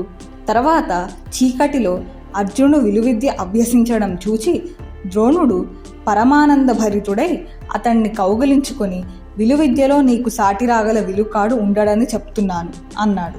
ఒకరోజు పాండవులు, కౌరవులు అందరూ వేటకు బయలుదేరారు. వారితో పాటు ఒక కుక్క, ఒక సేవకుడు ఉన్నారు. ఆ కుక్క దారి తప్పి అడవి మధ్యకు పోయింది. ఆ సమయంలో ఏకలవ్యుడనే నిషాద రాజకుమారుడు పులి చర్మం ధరించి అటువైపు వెళ్తున్నాడు. అతన్ని చూచి కుక్క మొరిగింది. ఏకలవ్యుడు వెంటనే 7 బాణాలు దాని నోట్లోకి ప్రయోగించాడు. కుక్క నోరు మూయలేక పరుగెత్తుకుంటూ పాండవులున్న చోటికి వెళ్ళిపోయింది. నోటి నిండా బాణాలున్న ఆ కుక్కను చూచి అందరూ ఆశ్చర్యపడ్డారు. ఇలాంటి విలుకాడు ఎవరా అని వెతుకసాగారు. అతన్ని కలువగానే నీవెవరవు అని అడిగారు. అప్పుడు ఆ విలుకాడు, నేను ద్రోణాచార్యుని శిష్యుడైన ఏకలవ్యుడను అన్నాడు. అర్జునుడు ఆశ్చర్యపడి వెంటనే ద్రోణుని వద్దకు వెళ్ళి, నన్ను మీరు ఈ ప్రపంచంలో అత్యంత గొప్ప విలుకానిగా చేస్తానని మాట ఇచ్చారు. కానీ నాకంటే గొప్ప విలుకాడు ఇంకొక శిష్యుడు ఉన్నాడు అన్నాడు. అర్జునుని మాటలు ద్రోణునికి అర్థం కాలేదు. అర్జునుడు ద్రోణుని ఏకలవ్యుడు విలువిద్య అభ్యసించే ప్రదేశానికి తీసుకువెళ్ళాడు. ఏకలవ్యుడు ద్రోణునికి సాష్టాంగ వందనం చేశాడు. ద్రోణుడు అతన్ని గుర్తుపట్టలేదు. కొన్ని సంవత్సరాల పూర్వం ఏకలవ్యుడు ద్రోణుని ఆశ్రయించి తనకు విలువిద్య నేర్పమని ప్రార్థించాడు. కానీ ద్రోణుడు క్షత్రియులకు మాత్రమే విద్య నేర్పటం వల్ల ఏకలవ్యుని ప్రార్థనను నిరాకరించాడు. అయినా ఏకలవ్యుడు ద్రోణాచార్యుని విగ్రహం పెట్టుకుని ఆ విగ్రహ స్ఫూర్తితో విలువిద్యలో ఆరితేరాడు. ఇదంతా ఏకలవ్యుడు ద్రోణునకు వివరించాడు. అప్పుడు ద్రోణుడు గొప్ప సంకోచంతో ఇలా అన్నాడు, నీవు నా శిష్యుడవు కదా, నాకు గురుదక్షిణ ఇవ్వాలి. ఏకలవ్యుడు ఆనందంతో సమ్మతించాడు. ద్రోణుడు, నీ కుడి చేతి బొటన వ్రేలు గురుదక్షిణగా ఇవ్వు అని అడిగాడు. ఏమాత్రం తొట్రుపాటు లేకుండా ఏకలవ్యుడు కత్తితో తన కుడి బొటన వ్రేలిని కోసి సమర్పించాడు. అర్జునునిలో ఉన్న మాత్సర్యం తొలగిపోయింది. విలువిద్యలో అర్జునునికి సాటి లేరనే ద్రోణుని వచనాలు నిజమైనాయి. రాకుమారుల విద్యాభ్యాసం ముగిసిన తర్వాత వారందరికీ ద్రోణుడు ఒక పరీక్ష పెట్టాడు. ఒక పెద్ద వృక్షంపై ఒక మరపక్షిని ఉంచి రాకుమారులను పిలిచి ఆ చెట్టు మీద ఉన్న ఆ పక్షిని గురిచూసి, మీ బాణాలు ఎక్కుపెట్టి నేను కొట్టమన్నప్పుడు ఆ పక్షి తలను మీ బాణాలతో ఛేదించాలి అన్నాడు. ద్రోణుడు మొదట యుధిష్ఠిరును పిలిచి, ముందు నీవు బాణం ఎక్కుపెట్టు అన్నాడు. అతడు బాణం ఎక్కుపెట్టిన వెంటనే నీకు పక్షి కనిపిస్తున్నదా అని అడిగాడు. అవును అని బదులిచ్చాడు యుధిష్ఠిరుడు. ఇంకొకసారి చూచి నీకు కనిపించేదంతా వివరించు అన్నాడు. యుధిష్ఠిరుడు నేను పక్షిని, చెట్టును, మిమ్ము సోదరులను చూస్తున్నాను అన్నాడు. ప్రక్కన నిలబడు, నీ వంతు అయిపోయింది అన్నాడు ద్రోణుడు. అలాగే తక్కిన వారందరినీ ప్రశ్నించాడు. అర్జునుడు తప్ప అందరూ యుధిష్ఠిరునిలాగానే సమాధానమిచ్చారు. అర్జునుడు తన వంతు వచ్చినప్పుడు నాకు పక్షితల తప్ప వేరేమీ కనపడటం లేదు అన్నాడు. ద్రోణుడు ఆనందభరితుడై ఆ పక్షి ఎలా ఉందో వివరించు అన్నాడు. నాకు పక్షితల మాత్రమే కనిపిస్తున్నది అన్నాడు అర్జునుడు.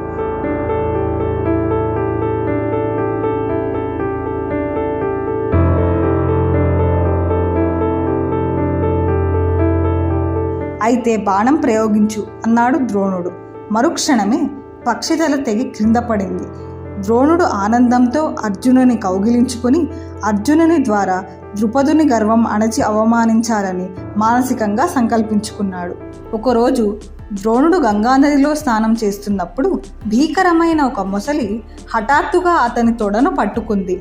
ఆ మొసలి పట్టు నుండి విడిపించుకోగల సామర్థ్యం తనకు ఉన్న శిష్యులందరినీ ఎలుగెత్తి పిలిచి అందరూ త్వరగా రండి, ఈ మొసలిని చంపి నా ప్రాణాలు కాపాడండి అన్నాడు. అందరూ స్తంభించిపోయి చూస్తున్నారు. కానీ ఆ మాటలు విన్న వెంటనే అర్జునుడు తీక్షణమైన 5 బాణాలను ప్రయోగించి ఆ మొసలిని చంపాడు. ద్రోణుడు అర్జునుని తన శిష్యులందరిలో శ్రేష్ఠత మునిగా ఎంచటంలో ఆశ్చర్యం లేదు. అతనికి దివ్యాస్త్రాలన్నింటిలో శిరోభూషణమైన బ్రహ్మశిరోనామకాస్త్రాన్ని ప్రసాదిస్తూ దానిని ఎటువంటి విరోధి మీద ప్రయోగించవద్దని, అస్త్ర విద్యల్లో నిన్ను మించిన వారు ఉండరు, నీవు అజేయుడవు, కీర్తిమంతుడవు అని చెప్పాడు. ద్రుపదుడు తన బాల్య స్నేహితుడైన ద్రోణుని ఎలా అవమానించింది అందరికీ తెలుసు. అర్జునుని ద్వారా ఆ ద్రుపదునికి మంచి గుణపాఠం నేర్పాలని తీర్మానించుకుని అర్జునుని పిలిచి పాంచాల దేశం వెళ్ళి ద్రుపదుని బంధించి తీసుకుని రమ్మన్నాడు. తక్షణమే అర్జునుడు రథారూఢుడై బయలుదేరి యుద్ధంలో ద్రుపదుని జయించి బంధించి తన గురువు వద్దకు తీసుకువచ్చాడు. అప్పుడు ద్రోణుడు, ద్రుపద, ఒక రాజు మాత్రమే మరొక రాజుకు మిత్రుడు కాగలడని ఆనాడు నీవు నిండు సభలో అన్నావు. నేను ఇప్పుడు నీ రాజ్యాన్ని జయించి రాజునయ్యాను. నీవు ఇప్పుడు రాజువు కాదు. అందువల్ల నాతో సరితూగడానికి నా రాజ్యంలో సగభాగం నీకు ఇస్తున్నాను అన్నాడు. ద్రుపదుడు అవమానంతో కృంగిపోయి నిరుత్తరుడైనాడు. తరువాత ద్రోణుడు ద్రుపదుని బంధ విముక్తుని చేసి రాజ్యాన్ని కూడా తిరిగి ఇచ్చి పంపించాడు. కానీ ద్రుపదుడు మాత్రం క్రోధంతోనూ విషాదంతోనూ మరింత కృంగిపోయాడు. ద్రోణాచార్యుల వద్ద రాకుమారుల విద్యాభ్యాసం పూర్తయింది. వారు తాము నేర్చుకున్న విద్యలను ప్రదర్శించడానికి ఒకరోజు నిశ్చయించబడింది.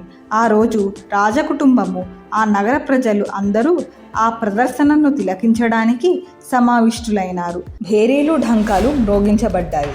అందరూ రాకుమారులు తమ యుద్ధ నైపుణ్యతను అద్భుతంగా ప్రదర్శించారు. భీమ, దుర్యోధనులు గదాయుద్ధంలో చూపిన ప్రావీణ్యం అందరినీ ఆకర్షించింది. తుదకది నిజమైన యుద్ధంగా మారింది. వెంటనే అశ్వత్థామ వారిని ఆపాడు. చివరిగా విలువిద్యలో ఆరితేరిన అర్జునుడు సభాసదులకు ఎన్నో వింతలు చేసి చూపించాడు. ఆగ్నేయాస్త్రంతో మంటలు పుట్టించి, వారుణాస్త్రంతో వర్షం కురిపించి ఆర్పివేశాడు. ఇలాంటివెన్నో అద్భుత ప్రదర్శనలు చేసి తన వంటి వాడు ఎవరూ లేరని అనిపించుకున్నాడు. అందరి మన్ననలు పొందాడు. కానీ దుర్యోధనుడు మాత్రం ఈర్ష్యతో కృంగిపోయాడు. ప్రదర్శన ముగిసే తరుణంలో ఒక ఆజానుబాహుడు, దృఢకాయుడైన యువకుడు హఠాత్తుగా ప్రదర్శనశాలలోకి ప్రవేశించి అర్జునుని సవాలు చేశాడు. అతడు కుంతి మొదటి కుమారుడైన కర్ణుడు. సింహంలా ముందుకు దూకి గర్జిస్తూ, అర్జున, నీవు ప్రదర్శించిన విలువిద్యా కౌశలం కంటే మరింత కౌశలాన్ని నేను ప్రదర్శిస్తాను అంటూ అందరూ చూస్తుండగానే అర్జునుడు చేసిన ప్రదర్శనలన్నింటినీ అనాయాసంగా చేసి చూపాడు. దుర్యోధనుడు మహదానందంతో వెంటనే కర్ణుని దగ్గరకు పరిగెత్తుకుని వచ్చి అతన్ని కౌగిలించుకొని, ఓ రాజకుమార, నీకు స్వాగతం. నీవు ఎవరివైనా సరే, నేను, నా కురురాజ్యము నీ ఆజ్ఞకు వేచి ఉంటాము అన్నాడు. అందుకు కర్ణుడు, నాకు కావాల్సినవి 2, ఒకటి నీ స్నేహము, రెండవది అర్జునునితో యుద్ధం అన్నాడు. అర్జునుడు, కర్ణుడు ఒకరినొకరు కవ్వించుకుంటూ పోరాటానికి నిలబడ్డారు. కర్ణార్జునుల తల్లి అయిన కుంతి ఈ దృశ్యం చూచి మూర్ఛపోయింది. మొదటి చూపుతోనే కర్ణుని తన పుత్రునిగా గుర్తించింది. తన ఇద్దరు బిడ్డలు ఇలా పోట్లాడడానికి ఉపక్రమించడం చూచి ఆమె హృదయం విపరీతమైన వ్యధ చెందింది. అప్పుడు కృపాచార్యుడు లేచి కర్ణునితో, రాకుమారుడైన అర్జునుడు ఒక అజ్ఞాత యోధునితో పోరాడడం కుదరదు. నీ రాజవంశాన్ని నిరూపించు, నీ తల్లిదండ్రులెవరు అని అడిగాడు. ఆ మాటలు విని కర్ణుడు తలదించుకున్నాడు. అప్పుడు దుర్యోధనుడు వెంటనే లేచి, అర్జునుడు ఒక రాజుతోనే యుద్ధం చేస్తానంటే మంచిదే, ఇప్పుడే నేను కర్ణుణ్ణి అంగదేశానికి రాజుగా చేస్తున్నాను అంటూ రాజకిరీటము ఇతర ఆభరణములు తెప్పించి అంగదేశానికి రాజుగా అభిషిక్తుణ్ణి చేశాడు. అంతలో సూర్యుడు అస్తమించగా దుర్యోధనుడు కర్ణుణ్ణి తన శిబిరానికి తీసుకువెళ్ళాడు. 16 ఏళ్ల ప్రాయంలో కర్ణుడు విలువిద్య నేర్చుకోవడానికి ద్రోణుని దగ్గరకు వెళ్ళాడు. ద్రోణుడు అతడు సూతపుత్రుడని తెలుసుకుని తన శిష్యునిగా చేసుకోవడానికి నిరాకరించగా పరశురాముని ఆశ్రయించి తాను బ్రాహ్మణుడని అబద్ధమాడాడు. అతని శ్రద్ధను చూచి పరశురాముడు మెచ్చుకొని తనకు తెలిసిన సకల శస్త్రాలను అతనికి బోధించి బ్రహ్మాస్త్రాన్ని కూడా అనుగ్రహించాడు. ఒకరోజు పరశురాముడు కర్ణుని ఒడిలో తలపెట్టుకుని నిద్రిస్తున్నాడు. అప్పుడు ఒక కందిరీగా కర్ణుని తొడను తొలవగా రక్తం ధారగా ప్రవహించి అతనికి భరింపరాని నొప్పి కలిగింది. కానీ తన గురువుకు నిద్రాభంగం కలుగుతుందని కర్ణుడు కదలలేదు. వేడి రక్తపు స్పర్శ తగలగానే పరశురాముడు లేచి ఇంతటి బాధను భరించగలవాడు నిశ్చయంగా బ్రాహ్మణుడు కాదని గ్రహించాడు. అప్పుడు కర్ణుడు తాను సూతపుత్రుణ్ణనే సత్యాన్ని అంగీకరించక తప్పలేదు. పరశురాముడు కోపంతో, నాతో అబద్ధమాడి విలువిద్య నేర్చుకున్నావు, బ్రహ్మాస్త్రం కావాల్సి వచ్చినప్పుడు నీకు జ్ఞాపక శక్తి పోతుంది అని శపించాడు. ముందు జరగబో కర్ణార్జునుల యుద్ధంలో పరశురాముని శాపం ఎలా నెరవేరిందో తెలుస్తుంది. కర్ణుడు దుర్యోధనునికి అత్యంత ఆప్తమిత్రుడై చివరి వరకు విశ్వాసపాత్రుడై ఉన్నాడు. రోజులు గడిచాయి. అంధుడైన ధృతరాష్ట్రుడు తన రాజ్యాధికారాన్ని యుధిష్ఠిరునికి అప్పజెప్పాలని ప్రజలందరూ అభిప్రాయపడ్డారు. యుధిష్ఠిరునికి మనిషిలో ఉండవలసిన మంచి గుణాలు అన్నీ, సహనశీలత, దక్షత, సత్యసంధత, నిస్వార్థత లాంటి శీల సంపదలన్నీ పుష్కలంగా ఉన్నాయి. అందువలన భీష్ముడి సలహాతో ధృతరాష్ట్రుడు హస్తినాపురానికి యుధిష్ఠిరుని యువరాజుగా ప్రకటించాడు. అప్పటికే ఈర్ష్యతో మండిపోతున్న దుర్యోధనుడు పాండవులను హతమార్చడానికి తీవ్ర ప్రయత్నాలు చేయసాగాడు. దుష్టచతుష్టయమైన శకుని, దుశ్శాసనుడు, దుర్యోధనుడు, కర్ణుడు ఆలోచన చేసి కుంతితో సహా పాండవులను కాల్చి చంపడానికి ఒక పన్నాగం పన్నారు. ఆ ప్రణాళిక ప్రకారం దుర్యోధనుడు ధృతరాష్ట్రుని సమీపించి, తండ్రి, యుధిష్ఠిరుడు యువరాజైతే ఇక మా గతేమిటి? మేము భోజనానికి కూడా పాండవుల దగ్గర బిచ్చమెత్తుకోవాల్సిందే అన్నాడు. అందుకు ధృతరాష్ట్రుడు, మరి ఇంకేం చేయను, వారు గుణవంతులు కాబట్టి ప్రజలందరూ వారిని ప్రేమిస్తున్నారు, మనం వారికి కీడు ఏమైనా చేస్తే ప్రజలు మన మీద తిరగబడతారు అన్నాడు. నాకొక ప్రణాళిక ఉంది. మన వైపు చాలామంది మహాయోధులున్నారు. పాండవులను వారణవర్తమునకు పంపించండి. వారు ఇచ్చట లేనప్పుడు మనం బలం కూడా తీసుకోవచ్చు. ప్రజలు కూడా క్రమంగా పాండవులను మర్చిపోతారు అన్నాడు దుర్యోధనుడు. పుత్ర వ్యామోహ పీడితుడైన ధృతరాష్ట్రుడు ఇందుకు సమ్మతించాడు. అతడు పాండవులను పిలిచి, నాయనలారా, వారణావర్తంలోని శివుని గౌరవార్థం ఒక గొప్ప ఉత్సవం జరగనున్నది. మీరు ఆ ఉత్సవానికి వెళితే అచ్చటి ప్రజలు సంతోషిస్తారు. అందువల్ల మీరందరూ వెళ్ళిరండి అన్నాడు. అతని ఆజ్ఞను శిరసావహిస్తూ ధర్మరాజు తన తల్లి సోదరులతో వారణవర్తానికి బయలుదేరాడు. దుర్యోధనుడు పాండవులు నివసించడానికి లక్కతో ఒక పెద్ద భవనాన్ని నిర్మింపవలసిందిగా పురోచనుడు అనే వాణిని నియమించాడు. వారు ఆ లక్క భవనంలో నిద్రిస్తున్నప్పుడు రాత్రిపూట పాండవులను సజీవ దహనం చేయాలనే కుతంత్రం.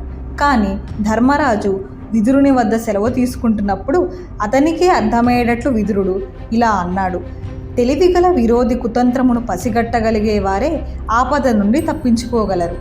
అరణ్యమునే దహించగల అగ్ని భూమి కన్నములో ఉంటున్న ఎలుకను ఏమీ చేయజాలదు. విదురుడు రహస్యంగా లక్క భవనం నుంచి నదీ తీరం వరకు ఒక సొరంగ మార్గమును నిర్మింపచేసి పాండవులకు ఈ విషయాన్ని రహస్యంగా తెలియజేశాడు. లక్క భవనానికి నిప్పు పెట్టడానికి పురోచనుడు 1 సంవత్సర కాలం వేచి ఉన్నాడు. కానీ ధర్మజుడు ఒకరోజు సోదరులను పిలిచి తాము తప్పించుకునే మార్గాన్ని వివరించాడు. యుధిష్ఠిరుని ఆజ్ఞ ప్రకారం భీముడు అర్ధరాత్రి ఆ భవనానికి దిక్పండించి తన తల్లి సోదరులతో సొరంగ మార్గం ద్వారా సురక్షితంగా నదీ తీరానికి చేరుకున్నాడు.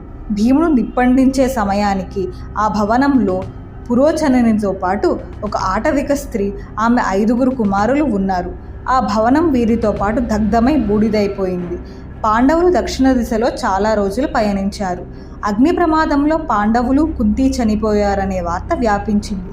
ప్రజలందరూ దుఃఖితులయ్యారు. దుర్యోధనుడు వెంటనే ఆ ప్రదేశానికి వచ్చి దుఃఖాన్ని నటించాడు. తన విరోధులు మరణించినందుకు ఆనందించాడు.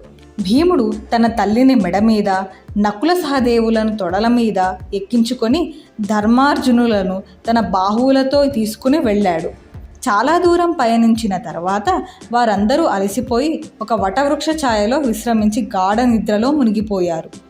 దగ్గరలో ఉన్న ఒక వృక్షం మీద హిడింబి అనే రాక్షసి తన సోదరుడైన హిడింబుడనే రాక్షసునితో వసిస్తూ ఉన్నది.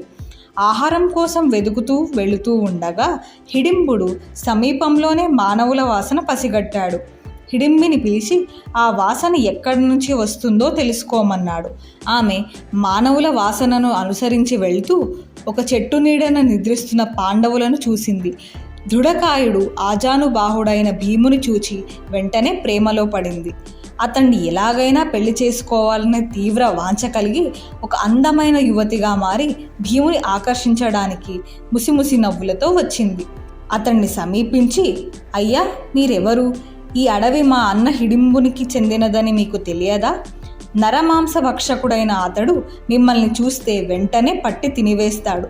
కానీ నేను నిన్ను వివాహం చేసుకోవాలని ఆశిస్తున్నందువల్ల నిన్ను కాపాడాలనుకుంటున్నాను అన్నది.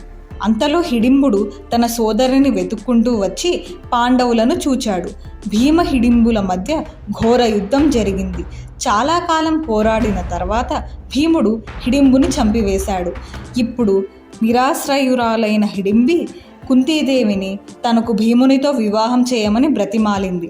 ఆమె మాటలకు కరిగి తుదకు భీమునితో హిడింబిని వివాహం చేసుకోమని చెప్పింది. భీముడు తల్లి మాటను శిరసావహించాడు. కాలక్రమేణా వారికి ఘటోత్కచుడనే కుమారుడు కలిగాడు. కొన్ని రోజుల తరువాత పాండవులు హిడింబిని ఘటోత్కచుని వదిలి ముందుకు బయలుదేరారు. మేమిరువురము మీకు సేవ చేయటానికి సిద్ధంగా ఉన్నాం. మీరు ఎక్కడ ఉన్నా మమ్ము తలుచుకున్న మరుక్షణమే మీ ముందుంటాం, మీకు సహాయం చేస్తాం అన్నారు హిడింబి ఘటోత్కచులు. పాండవులు ఎన్నో కష్టాలను ఓర్చుకుంటూ అడవుల వెంబడి సంచరించసాగారు. వారు మార్గంలో వ్యాస మహర్షిని దర్శించి ఆశీర్వాదాలు పొందారు. వ్యాసుడు కుంతిని ఓదారుస్తూ, అమ్మా, కలిమిలేములు కావడి కుండలు, ప్రతివారు ప్రారబ్ధాన్ని అనుభవింపక తప్పదు. మీకు మంచి రోజులు తప్పక వస్తాయి. అంతవరకు ఓర్పు వహించి ఉండండి అంటూ వారిని ఆశీర్వదించాడు. వ్యాసుని సలహా ప్రకారం వారు బ్రాహ్మణ వేషాలు ధరించి ఏకచక్రపురం చేరి ఒక బ్రాహ్మణుని ఇంట బస చేశారు. ప్రతిరోజు భిక్షాటన చేసి తెచ్చిన ఆహారాన్ని కుంతి 2 సమభాగాలు చేసేది. ఒక భాగం భీమునికి, రెండో భాగం తనకు, ఇతర సోదరులకు. తోడేలు ఆకలి గల భీమునికి భిక్ష ద్వారా లభించే ఆహారం సరిపోయేది కాదు. అతడు రోజురోజుకు చిక్కిపోతుండడం వల్ల కుంతికి ఆందోళన కలిగింది. ఒకరోజు వారందరూ భిక్షకు వెళ్ళగా భీముడు తన తల్లితో ఉండిపోయాడు. అప్పుడు వారి ఇంటి యజమాని బిగ్గరగా రోదించడం విన్నారు. విషయమేమిటో కనుక్కోవడానికి కుంతి లోనికి వెళ్ళగా బ్రాహ్మణుడు, అతని భార్య, 2 బిడ్డలు పరస్పరం కౌగిలించుకుని ఏడుస్తున్నారు. కుంతి వారిని ఓదార్చి వారి ఏడ్పుకు కారణం అడిగింది. అప్పుడు ఆయన ఇలా అన్నాడు, ఈ నగరం బకాసురుడనే రాక్షసుని ఆధీనంలో ఉంది. ఒకరోజు అతడు అడవిలో నుండి వచ్చి నగరంలో విచ్చలవిడిగా మానవులను చంపి నగరాన్ని సర్వనాశనం చేయసాగాడు. చివరకు రాజు పారిపోయాడు. అప్పుడు ప్రజలందరూ ఆ రాక్షసుని వద్దకు వెళ్ళి ఒక ఒప్పందం చేసుకున్నారు. ఈ ఒప్పందంతో రాక్షసుడు నగరానికి వచ్చి ప్రజలను నాశనం చేయటం మానివేశాడు. దానికి బదులుగా ప్రజలు ప్రతిరోజు అతనికి ఒక ఎద్దుల బండి నిండుగా ఆహారం పంపేవారు. అతడు ఆ ఆహారంతో పాటు బండిలో వచ్చిన వానిని కూడా తినేవాడు. ఈరోజు ఆహారం పంపవలసింది నా వంతు. మాలో ఒకరు వెళ్ళి తీరాలి. అందుకే ఈ రోదన. కుంతి లోనికి వెళ్ళి భీమునితో సంప్రదించి ఆ బ్రాహ్మణునితో, అయ్యా, మీరు ఏడవకండి. నాకు 5 పుత్రులున్నారు. వారిలో ఒకరు రాక్షసునికి ఆహారం తీసుకువెళుతారు అన్నది. కానీ అందుకు బ్రాహ్మణుడు, అమ్మా, మా కొరకు మా అతిథులు ఎందుకు బాధపడాలి అని సమ్మతించలేదు. కానీ కుంతి, మీరేం భయపడకండి, నా కుమారుడు దివ్యశక్తులు గలవాడు, సులభంగా ఆ రాక్షసుని సంహరిస్తాడు అని నచ్చజెప్పింది. ఈ విషయం మిగతా సోదరులకు తెలియగా వారు భీముని పంపటానికి ఇష్టపడలేదు. తమ ఉనికి దుర్యోధనునికి తెలుస్తుందని భయపడ్డారు. అంతేకాక దుర్యోధనుడు అపహరించిన తమ రాజ్యాన్ని తిరిగి పొందటానికి భీముడే వారికి బలము అండ. చివరకు భీముడు ఆ నరహంతకునితో యుద్ధం చేయటానికి అంగీకరించాడు. భీముడు వివిధ ఆహార పదార్థాలను ఎద్దుల బండిలో పెట్టుకుని అడవికి బయలుదేరాడు. రాక్షసుడు ఉన్న కొండ చేరిన వెంటనే భీముడు ఎద్దులను విప్పి ఆ బండెడు ఆహారాన్ని తానే తినసాగాడు. భయంకర రూపుడైన ఆ రాక్షసుడు తన కోసం తెచ్చిన ఆహారాన్నంతా ఇంకొకరు తినడం చూచి ప్రచండ కోపంతో గర్జిస్తూ భీముని తన ముష్టిఘాతాలతో నొప్పించసాగాడు. కానీ మహాబలశాలి అయిన భీముడు వాటిని పట్టించుకోక ఆహారాన్ని తృప్తిగా తింటూ కడవలలో ఉన్న పాయసము, పెరుగు త్రాగాడు. ఇలా నెమ్మదిగా ఆహారాన్నంతా పూర్తిగా తిని నీళ్లు త్రాగి ముఖము కడుక్కొని ఆ రాక్షసునితో యుద్ధానికి తలపడ్డాడు. ఇద్దరికీ ఘోర యుద్ధం జరిగింది. తుదకు బకాసురుని బంతిలా అవలీలగా పైకెత్తి గిరగిరా త్రిప్పి భూమికేసి కొట్టగా భీకరారావం చేస్తూ ఆ అసురుడు మరణించాడు. మృతదేహాన్ని నగరద్వారం వద్ద పడవేసి నిశ్శబ్దంగా ఇంటికి తిరిగి చేరుకున్నాడు.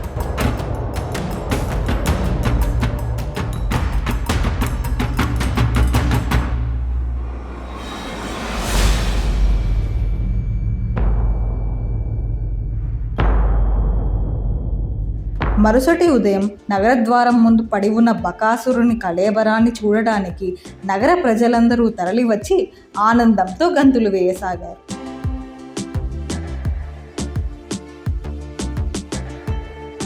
పాంచాల రాజైన ద్రుపదునికి సంతాన ప్రాప్తి కలుగలేదు. ద్రోణుడు తనకు చేసిన అవమానంతో ప్రతీకారం తీర్చుకోవడానికి తగిన పుత్రుని కోసం ఒక ఋషి సలహా మేరకు యజ్ఞం తలపెట్టాడు. యజ్ఞంతో పుత్రుడు కలగాలని, అతని ద్వారా తనకు కలిగిన అవమానానికి ప్రతిక్రియ చేయాలని ఆశించాడు. యజ్ఞం పరిసమాప్తి సమయంలో అందులో నుంచి తేజోవంతుడైన ఒక పురుషుడు ఉద్భవించాడు. అతడు అగ్నిజ్వాల వలె వెలుగుతున్నాడు. అదే సమయంలో ఆకాశవాణి, అగ్నిశిఖలా వెలుగుతున్న ఈ యువకుడు నీ కుమారుడు.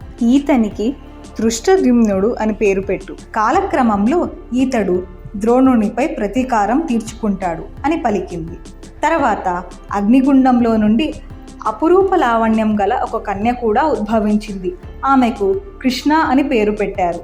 ఆమె ద్రుపదుని కుమార్తె కావడం వలన ద్రౌపది అని పిలువబడింది. ద్రుపదుడు పరమానంద భరితుడయ్యాడు. పాండవులు ఏకచక్రపురంలో ఉన్నప్పుడు ద్రుపదుడు ద్రౌపదికి స్వయంవరం చాటించినట్లు విన్నారు. తల్లి సమ్మతితో వారు బ్రాహ్మణ వేషంలో ఇతర బ్రాహ్మణులతో కలిసి పాంచాల దేశానికి బయలుదేరారు. స్వయంవరంలో పాల్గొనటానికి చాలా దూరం ప్రయాణం చేసి అలసిపోయిన పాండవులు ఒక కుమ్మరి ఇంటిలో బస చేశారు. తర్వాత సుందరంగా అలంకరింపబడ్డ పట్టణం చూడడానికి బయలుదేరారు. కన్నులకు వీణులకు విందుగొలిపే సంగీతము, నృత్యము, క్రీడలు 14 రోజులు జరిగాయి. స్వయంవరం రోజున బ్రాహ్మణ వేషాలలో ఉన్న పాండవులు బ్రాహ్మణుల మధ్య వెళ్ళి కూర్చున్నారు. ఆ స్వయంవరంలో ఎన్నో చోట్ల నుండి వచ్చిన ఎంతోమంది యువరాజులు ఆసీనులై ఉన్నారు.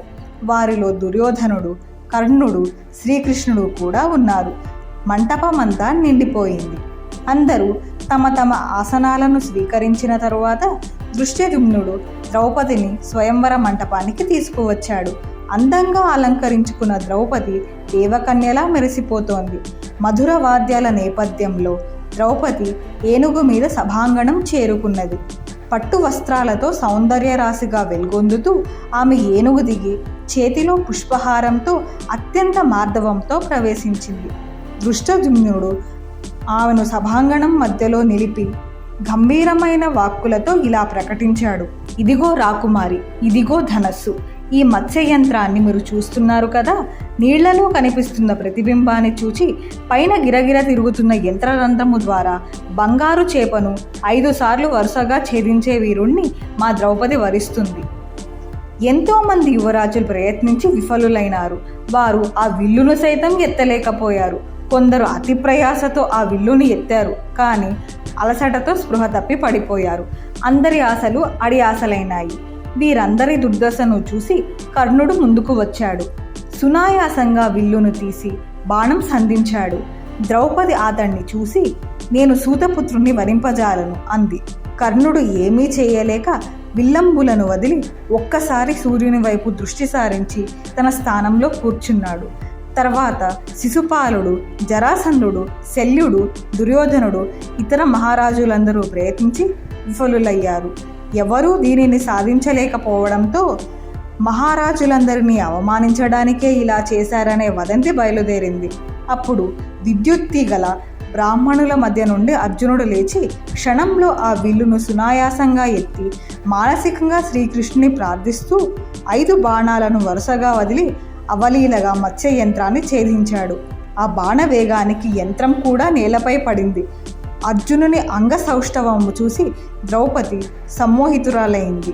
ఆమె వయ్యారంగా నడుస్తూ వరమాలను అర్జునుని కంఠంలో వేసింది. సమావిష్టులైన యువరాజులందరూ ఆ అవమానాన్ని సహించలేక ద్రుపదునిపై లేచారు. కానీ భీమార్జునులు వారినందరినీ ఎదుర్కొని నిర్వీర్యులుగా చేసి ద్రౌపదితో సహా పాండవులందరూ తాము నివసించే కుమ్మరి ఇంటికి వెళ్ళారు. సోదరులందరూ ఇంటి బయట నుండి సంతోషంతో, అమ్మ, మేము నీకొక బహుమతి తెచ్చాము అన్నారు. కుంతి, అందరూ సమంగా పంచుకోండి అంది. వారు తెచ్చిన బహుమతి ఎలాంటిదో ఇంటి లోపలున్న ఆమెకెలా తెలుస్తుంది? కానీ ద్రౌపదిని చూచిన వెంటనే ఆమె తన మాటలకు పశ్చాత్తాపపడింది. కానీ తన భావములను తెలుపకుండా, లోపలికి రామ్మా, ఈ ఇంటిలోకి నీకు స్వాగతము అన్నది. ద్రౌపది కుంతీదేవికి నమస్కరించింది. తల్లి మాట ప్రకారం 5గురు ద్రౌపదిని వివాహం చేసుకోక తప్పలేదు. ఆ సమయానికి కృష్ణ బలరాములు అక్కడికి చేరుకున్నారు. కుంతీదేవి శ్రీకృష్ణుని తండ్రి వసుదేవుని చెల్లెలు. అందువలన కృష్ణునికి కుంతి మేనత్త అవుతుంది. పాండవులకు శ్రీకృష్ణుడు ఆప్త బంధువు అయ్యాడు. స్వయంవరంలో వారిని చూచినప్పుడు ఆప్త బంధువులుగా గుర్తించామని బలరాముడు అన్నాడు. వారు పాండవులను ఆశీర్వదించి వెళ్ళిపోయారు. ద్రౌపది ఉదంతం ఈ విధమైన వివాహానికి అనుజ్ఞ కాదు. తెలియక చేసిన ఎట్టి పరిస్థితులలోనైనా సత్యాన్ని పాటించడమే దీనిలోని నీతి. పాండవులకు తెలియకుండా దృష్టయుమ్నుడు వారిని వెన్నంటి కుమ్మరి ఇంటికి వెళ్ళాడు. అచ్చట కుంతితో వారి సంభాషణను విన్నాడు. తర్వాత బలరామకృష్ణులు వారితో మాట్లాడిన పలుకులు విని వారు ఎవరో కాదని పంచపాండవులని తెలుసుకుని ఎంతో ఆనందిస్తూ తన తండ్రికి ఈ శుభవార్త చెప్పడానికి వేగంగా వెళ్ళాడు. ద్రుపదుడు కూడా ఆనందించాడు. తక్షణం రాజమర్యాదలతో కుంతిని, పాండవులను ఆహ్వానించమని ఆజ్ఞాపించాడు. ద్రుపదుని ఆహ్వానంపై పాండవులు, కుంతి రాజభవనం చేరుకున్నారు. కానీ పాండవులందరూ కలిసి ద్రౌపదిని వివాహం చేసుకోవటం ద్రుపదునికి ఇష్టం లేదు. ఆ సమయంలో వ్యాసమహర్షి అక్కడికి వచ్చారు. అప్పుడు వ్యాసమహర్షి ద్రౌపది తన పూర్వజన్మలో శివుని ప్రార్థించి 5 సార్లు తనకు మంచి భర్త కావాలని కోరుకుంది. అందువలన ద్రౌపది ఈ పంచపాండవులను పరిణయమాడటంలో దోషం లేదు అన్నాడు. ఈ విధంగా సమస్య చిక్కు వీడిపోయింది. ఆ ప్రకారమే ద్రౌపది పంచపాండవుల వివాహం మహాత్ముడైన ధౌమ్యుని ఆధ్వర్యంలో జరిగింది. ద్రుపదుడు అనేక ధన, కనక, వస్తు, వాహనాదులను, దాసదాసీ జనాలను పాండవులకు బహుకరించాడు. కుంతీదేవి కులవధువైన ద్రౌపదిని, అమ్మ, సుఖంగా ఉండు, భర్తలను భక్తితో పూజించు, అతిథి అభ్యాగతులను ఆదరంతో ఆదరించు అని దీవించింది. పాండవులు జీవించి ఉండడమే కాకుండా ద్రౌపదిని వివాహమాడటంతో దుర్యోధనుడు మరింత కుమిలిపోయాడు. అర్జునుడు మాత్రం బ్రాహ్మణ వేషం ధరింపకున్నట్లయితే అతనికి ద్రౌపది లభించేది కాదు. అంతా విధి వైపరీత్యమే అని దుశ్శాసనుడు అతన్ని ఓదారుస్తూ అన్నాడు. కానీ విదురుడు మాత్రం ఈ విషయం విని ఎంతో ఆనందించాడు. అతడు వెంటనే ధృతరాష్ట్రుని సమీపించి, కురుకులం భాగ్యంగా ద్రౌపది వారి కోడలైంది అన్నాడు. ధృతరాష్ట్రుడు తన ప్రియ దుర్యోధనుడు స్వయంవరంలో పాంచాలిని జయించి ఉంటాడని కలగన్నాడు. సంతోషంతో, ఆహా, ఏమి భాగ్యం, ఏమి భాగ్యం! ద్రౌపది దుర్యోధనులకు ఘనంగా స్వాగతం చెప్పి తీసుకురండి అని ఆజ్ఞాపించాడు. అప్పుడు విదురుడు, పాండవులు ఇంకా జీవించి ఉన్నది, స్వయంవరంలో ద్రౌపదిని వివాహమాడింది పాండవులే అని, దుర్యోధనుడు కాదని వివరించాడు. విదురుని మాటలు ములుకుల్లా తన చెవికి సోకినా బయటికి కనపడనీయకుండా, పాండవులు కూడా నా పుత్రులే కదా, అందువల్ల ద్రౌపది నా కోడలే అని సంతోషం నటిస్తూ అన్నాడు. విదురుడు వెళ్ళిన తర్వాత దుర్యోధనుడు, కర్ణుడు వచ్చారు. దుర్యోధనుడు తండ్రిని సమీపించి, నేను విదురుని సమక్షంలో ఏమీ అనటానికి సాహసించలేదు. మీరు పాండవులను ఎందుకు శ్లాఘించారు? మీ విరోధుల ఐశ్వర్యాన్ని మీదిగా భావిస్తున్నారు. మనం ఇప్పుడు పాండవులను దుర్బలులను చేయాలి. దానికి మీ సలహా చెప్పండి అన్నాడు. ప్రియ దుర్యోధన, ఈ మాటలు నిజమే, కానీ పాండవుల పట్ల మనకున్న ద్వేషాన్ని విదురునికి తెలిసేటట్లు మనం నడుచుకోకూడదు. అందుకే విదురునితో ఇలా అన్నాడు ధృతరాష్ట్రుడు. దుర్యోధనుడు పాండవుల మధ్య అంతఃకలాలు సృష్టించాలని అనుకున్నాడు. అటువంటి కుట్రలు చేయకూడదని, వారిని యుద్ధంలో పూర్తిగా ఓడించటమే మంచిది అని కర్ణుడు చెప్పాడు. ఎటువంటి చర్యలు చేపట్టడానికైనా ముందు భీష్మ ద్రోణుల సలహా పొందాలి అని ధృతరాష్ట్రుడు అన్నాడు. పాండవులు జీవించి ఉండడం విని ఆనందపడిన భీష్ముడు పాండవులకు అర్ధరాజ్యం ఇవ్వవలసిందిగా ధృతరాష్ట్రునికి సలహా ఇచ్చాడు. ద్రోణుడు కూడా దాన్ని ఆమోదించాడు. కానీ కర్ణుడు కోపోద్రిక్తుడై, కురువంశజుల ఉప్పు తింటున్న ద్రోణుడు కూడా ఇలా సలహా ఇవ్వడం ఆశ్చర్యంగా ఉంది. మహారాజు ఇతరులు ఇచ్చిన సలహాలను కూడా పరిశీలించి తుది నిర్ణయం తీసుకోవాలి అన్నాడు. తికమక పడుతూ ధృతరాష్ట్రుడు విదురుని వైపు చూడగా, విదురుడు కూడా భీష్మ ద్రోణుల సలహా ఉచితమైనదే అని చెప్పాడు. చివరకు ధృతరాష్ట్రుడు విదురునితో, మీరు, భీష్ముడు, ద్రోణుడు చెప్పిన మాటలు న్యాయంగా ఉన్నాయి. రాజ్యంపై నా కుమారులకున్న హక్కు పాండవులకు కూడా ఉన్నది అన్నాడు. ఇక గత్యంతరం లేక పాండవులను, ద్రౌపదిని హస్తినాపురం తీసుకురమ్మని విదురుని పంపించారు. విదురుడు వెంటనే పాంచాల దేశం బయలుదేరాడు. ధృతరాష్ట్రుని కోరికను ద్రుపదునికి చెప్పి పాండవులను హస్తినాపురం తీసుకువచ్చాడు. పాండవులను చూచి ప్రజలు ఆనందంతో నాట్యం చేయసాగారు. పాండవులను ఆహ్వానించడానికి నగరం ఎంతో చక్కగా అలంకరింపబడింది. పాండవులు కుంతి, ద్రౌపది, శ్రీకృష్ణునితో పాటు రాజప్రాసాదంలోకి ప్రవేశించారు. పెద్దలందరికీ పాదాభివందనం చేసి వారి ఆశీర్వాదాలు పొందారు. వారి విశ్రాంతి అనంతరం ధృతరాష్ట్రుడు, భీష్ముడు పాండవులకు కబురంపించారు. కుశల ప్రశ్నల తర్వాత ధృతరాష్ట్రుడు ధర్మరాజుతో, నేను పాలిస్తున్న ఈ రాజ్యానికి మూలకారకుడు నీ తండ్రి. ఈ రాజ్యం పాలించే హక్కు నీకు కూడా ఉన్నది. అందువలన నీవు ఖాండవ ప్రస్థమునకు వెళ్ళి సగం రాజ్యము పరిపాలించు అన్నాడు. ధృతరాష్ట్రుని పలుకులు శిరసావహించి ధర్మరాజు ఖాండవ ప్రస్థమునకు బయలుదేరాడు. శ్రీకృష్ణుడు ముందు నడవగా ఊరేగింపుతో అరణ్యంలో ప్రవేశించారు. వేదవ్యాసుడు ఇచ్చిన సలహాతో ఒక మంచి ప్రదేశం ఎంచుకొని ఒక చక్కని నగరం నిర్మాణం చేశారు. దానికి ఇంద్రప్రస్థం అని పేరు పెట్టారు. ఆ నగరం ఇంద్రుని అమరావతి వలె శోభించి లోకంలో అందరి మన్ననలు పొందింది. తన సోదరుల సాయంతో యుధిష్ఠిరుడు తన వంశపు రాజుల సంప్రదాయానుసారం రాజ్యాన్ని న్యాయసమ్మతంగా పాలించసాగాడు. ఒకరోజు నారదుడు పాండవులను చూడడానికి వచ్చాడు. అర్ఘ్యపాద్యాదులతో వారు ఆయనకు స్వాగతం ఇచ్చారు. ఆయన పాండవులందరికీ భార్య అయిన ద్రౌపది విషయం గురించి వారిని హెచ్చరించడానికే వచ్చాడు. అతడు వారితో, మీకు సుంద, ఉపసుందులు అనే సోదరులను గురించి చెబుతాను. వారిరువురు ఎంతో అన్యోన్యంగా ఒకే రాజ్యాన్ని పాలిస్తూ, ఒకే సింహాసనంపై కూర్చుంటూ, ఒకరిగా భుజిస్తూ, ఒకే శయ్యపై నిద్రించేవారు. ఇంత అన్యోన్యంగా ఉండి కూడా తిలోత్తమ అనే సుందరిని పొందటానికై ఒకరితోనొకరు పోట్లాడుకొని చివరకు మరణించారు. అందువల్ల మీరందరూ అప్రమత్తులై మీ స్నేహానికి ఆటంకం రాకుండా చూసుకోవాలి అని హితవు చెప్పాడు. ఈ కథలోని గుణపాఠాన్ని విన్న పాండవులు ఒక నిర్ణయానికి వచ్చారు. ద్రౌపది ఒక్కొక్క సంవత్సరం ఒక సోదరుని ఇంట్లో గడపాలి. ఆమె అలా ఉన్నప్పుడు వేరొక సోదరుడు వారి ఏకాంతంలో ప్రవేశించకూడదు.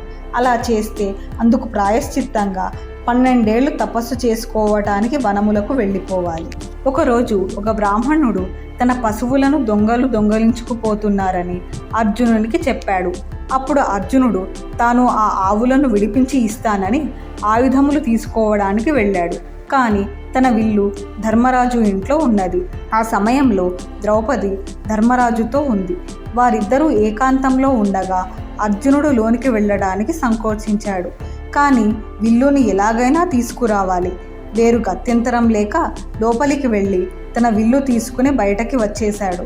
దొంగలను తరిమి వారి నుండి పశువులను విడిపించి బ్రాహ్మణునికి అప్పగించాడు.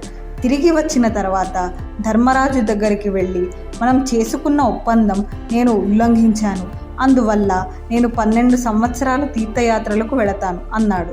యుధిష్ఠిరుడు కలత చెంది తమ్మునికి నచ్చచెబుతూ, నీవు కావాలని నా ఇంటిలో అడుగు పెట్టలేదు, అందువల్ల నీవు చేసిన పనిలో దోషం లేదు, నీవు వెళ్ళటం నేను అనుమతించను అన్నాడు. కానీ అర్జునుడు తాను వెళ్ళి తీరుతానని పట్టుపట్టి అన్నను ఒప్పించి 12 ఏళ్ళు శిక్షను అనుభవించటానికి వెళ్ళాడు. అర్జునుడు నదులు, అరణ్యాలు, పట్టణాలు దాటుకుంటూ తుదకు గంగానది ఉద్భవించే గంగోత్రి చేరుకున్నాడు. అచ్చట కొన్ని రోజులు ఉండి తరువాత దక్షిణ సముద్ర తీరానికి పయనించాడు. అక్కడ అనేక మంది ఋషులున్నారు. ఒకచోట 5 సుందర సరోవరాలు అతనికి కనిపించాయి. కానీ ఎవ్వరూ అందులో దిగడం లేదు. విచారిస్తే అందులో 5 పెద్ద మొసళ్ళున్నాయని, ఆ సరోవరంలో దిగేవారిని అవి పట్టుకొని తింటాయని చెప్పారు.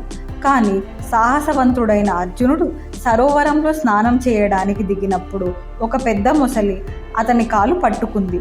ధైర్యంతో అర్జునుడు ఆ మొసలిని సరోవరంలో నుండి ఒడ్డుకు లాగాడు.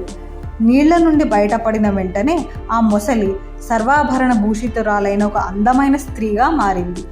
ఆమె అర్జునునితో, నేను వర్గ అనే అప్సరసని. నేను నా 4 స్నేహితురాండ్లతో వెళుతూ దారిలో ఒక బ్రాహ్మణుణ్ణి చూసి అతనిని మోహింపజేయాలని ప్రయత్నించాం. అతడు మాపై కోపించి మొసళ్ళు అవ్వమని శపించాడు. మేము క్షమించమని బ్రతిమాలితే ఆయన కనికరించి 100 సంవత్సరాల తర్వాత ఒక సత్పురుషుడు మిమ్మల్ని నీళ్ల నుంచి బయటకి లాగినప్పుడు శాప విముక్తి కలుగుతుందని చెప్పాడు అన్నది. అర్జునుడు ఆమె స్నేహితురాండ్లను కూడా శాప విముక్తులను చేశాడు. ఆ తర్వాత అతడు మరింత దక్షిణము వైపు ప్రయాణం చేసి ద్వారక సమీపంలో ఉన్న ప్రభాస తీర్థం చేరుకున్నాడు. ఆ విషయం తెలిసిన శ్రీకృష్ణుడు అర్జునుని కలుసుకోవడానికి ప్రభాస తీర్థం వచ్చాడు. కృష్ణార్జునులు నరనారాయణులు కాబట్టి ఒకరినొకరు కౌగిలించుకుని కుశల ప్రశ్నలు వేసుకున్నారు. వారు అచ్చట కొన్నాళ్ళుండి తర్వాత ద్వారక సమీపంలో ఉన్న రైవతక పర్వతానికి వెళ్ళారు. శ్రీకృష్ణుడు ముందుగానే తమ రాకను తెలియజేయగా అచ్చట వారు సౌకర్యంగా ఉండడానికి అన్ని వసతులు సమకూర్చబడ్డాయి.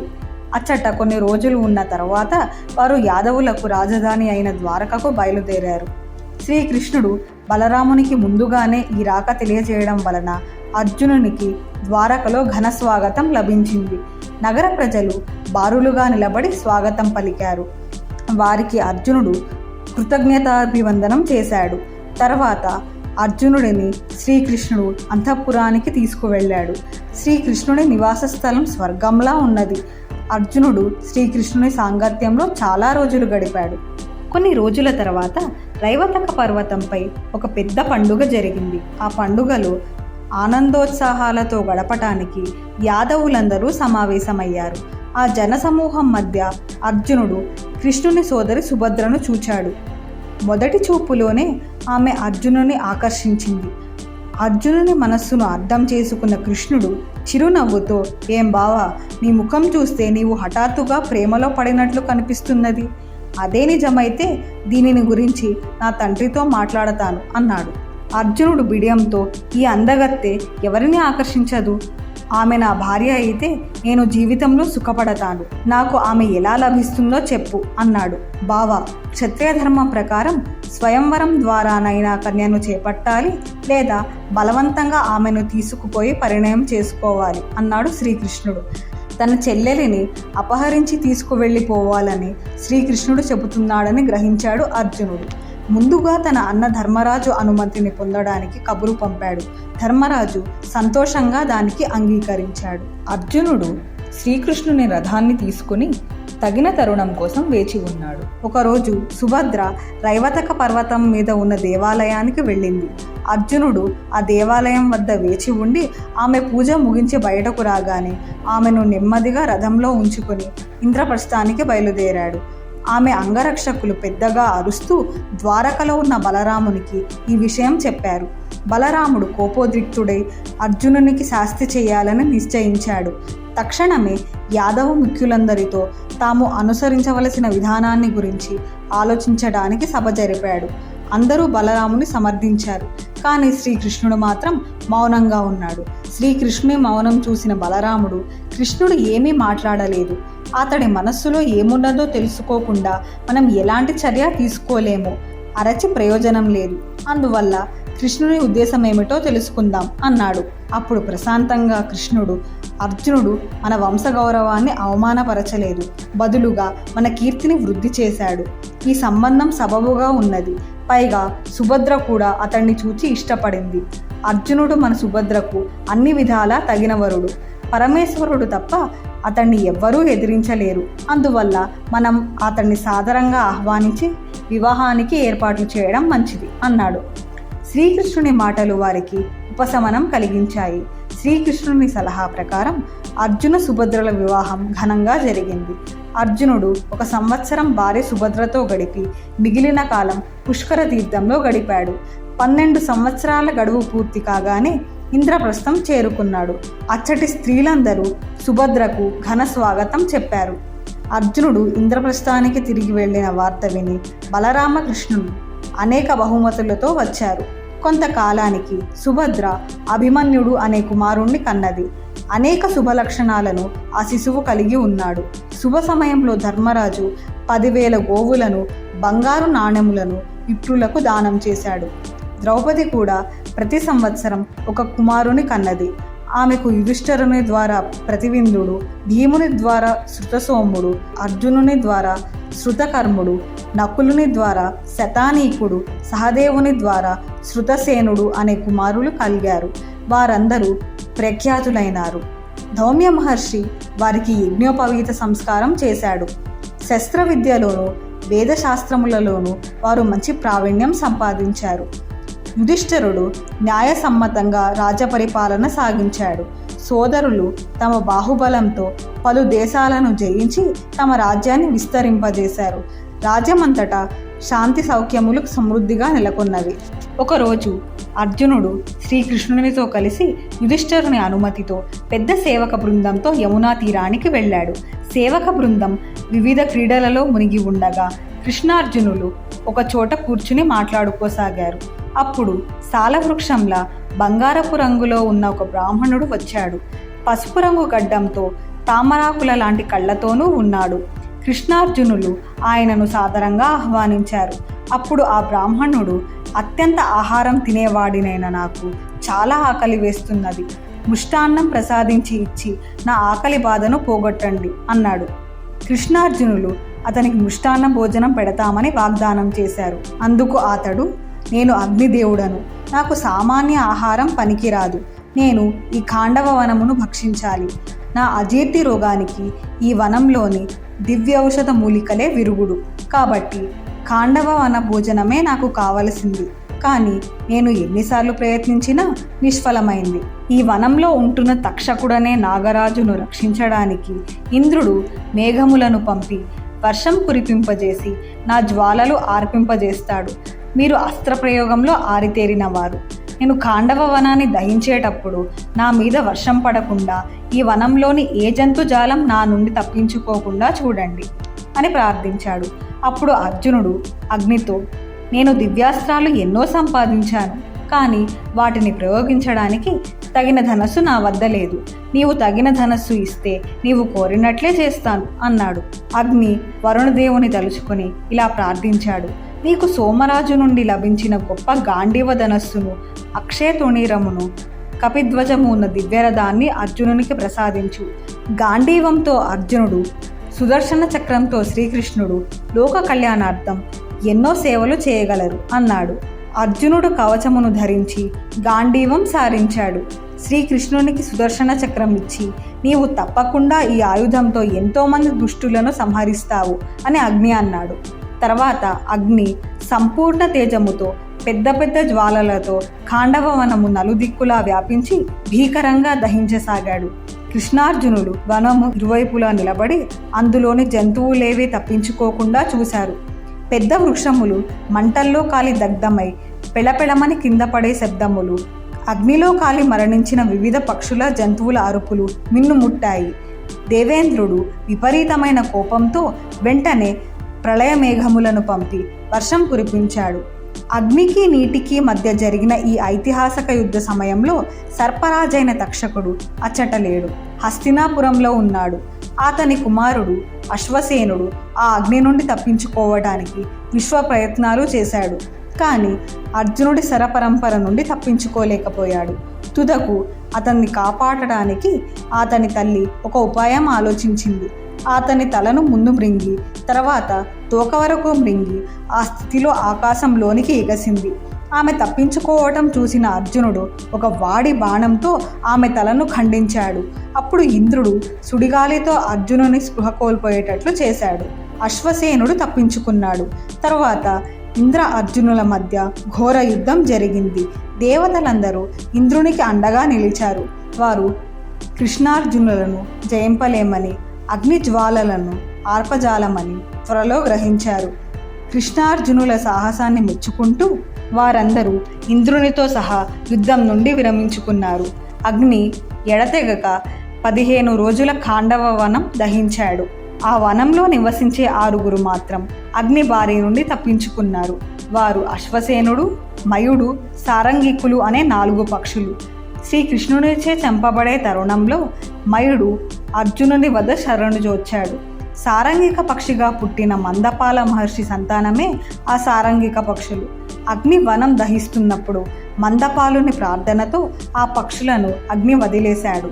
తర్వాత అగ్ని సంతోషంగా ఖాండవ వనాన్ని పూర్తిగా దహించి తన విపరీతమైన ఆకలిని తీర్చుకున్నాడు.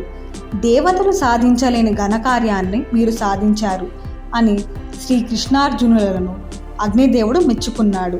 అప్పుడు దేవతలతో సహా ఇంద్రుడు క్రిందికి దిగివచ్చి అర్జునుని వరం కోరుకోమన్నాడు. అర్జునుడు దివ్యాస్త్రాలన్నింటినీ కోరుకున్నప్పుడు తగిన తరుణంలో వాటిని ప్రసాదిస్తానని చెప్పి ఇంద్రుడు వెళ్ళిపోయాడు. తర్వాత శ్రీకృష్ణార్జునులు మయునితో పాటు కొంతకాలం విహరించి యమునా తీరం చేరుకున్నారు. మీకు నచ్చినట్లయితే ఈ వీడియోని లైక్ చేయండి, షేర్ చేయండి, కామెంట్ల ద్వారా మీ అమూల్యమైన అభిప్రాయాన్ని తెలియచేయండి. మరిన్ని వీడియోల కోసం మా ఛానల్ని సబ్స్క్రైబ్ చేయండి. నోటిఫికేషన్ కోసం బెల్ ఐకాన్ని క్లిక్ చేయండి.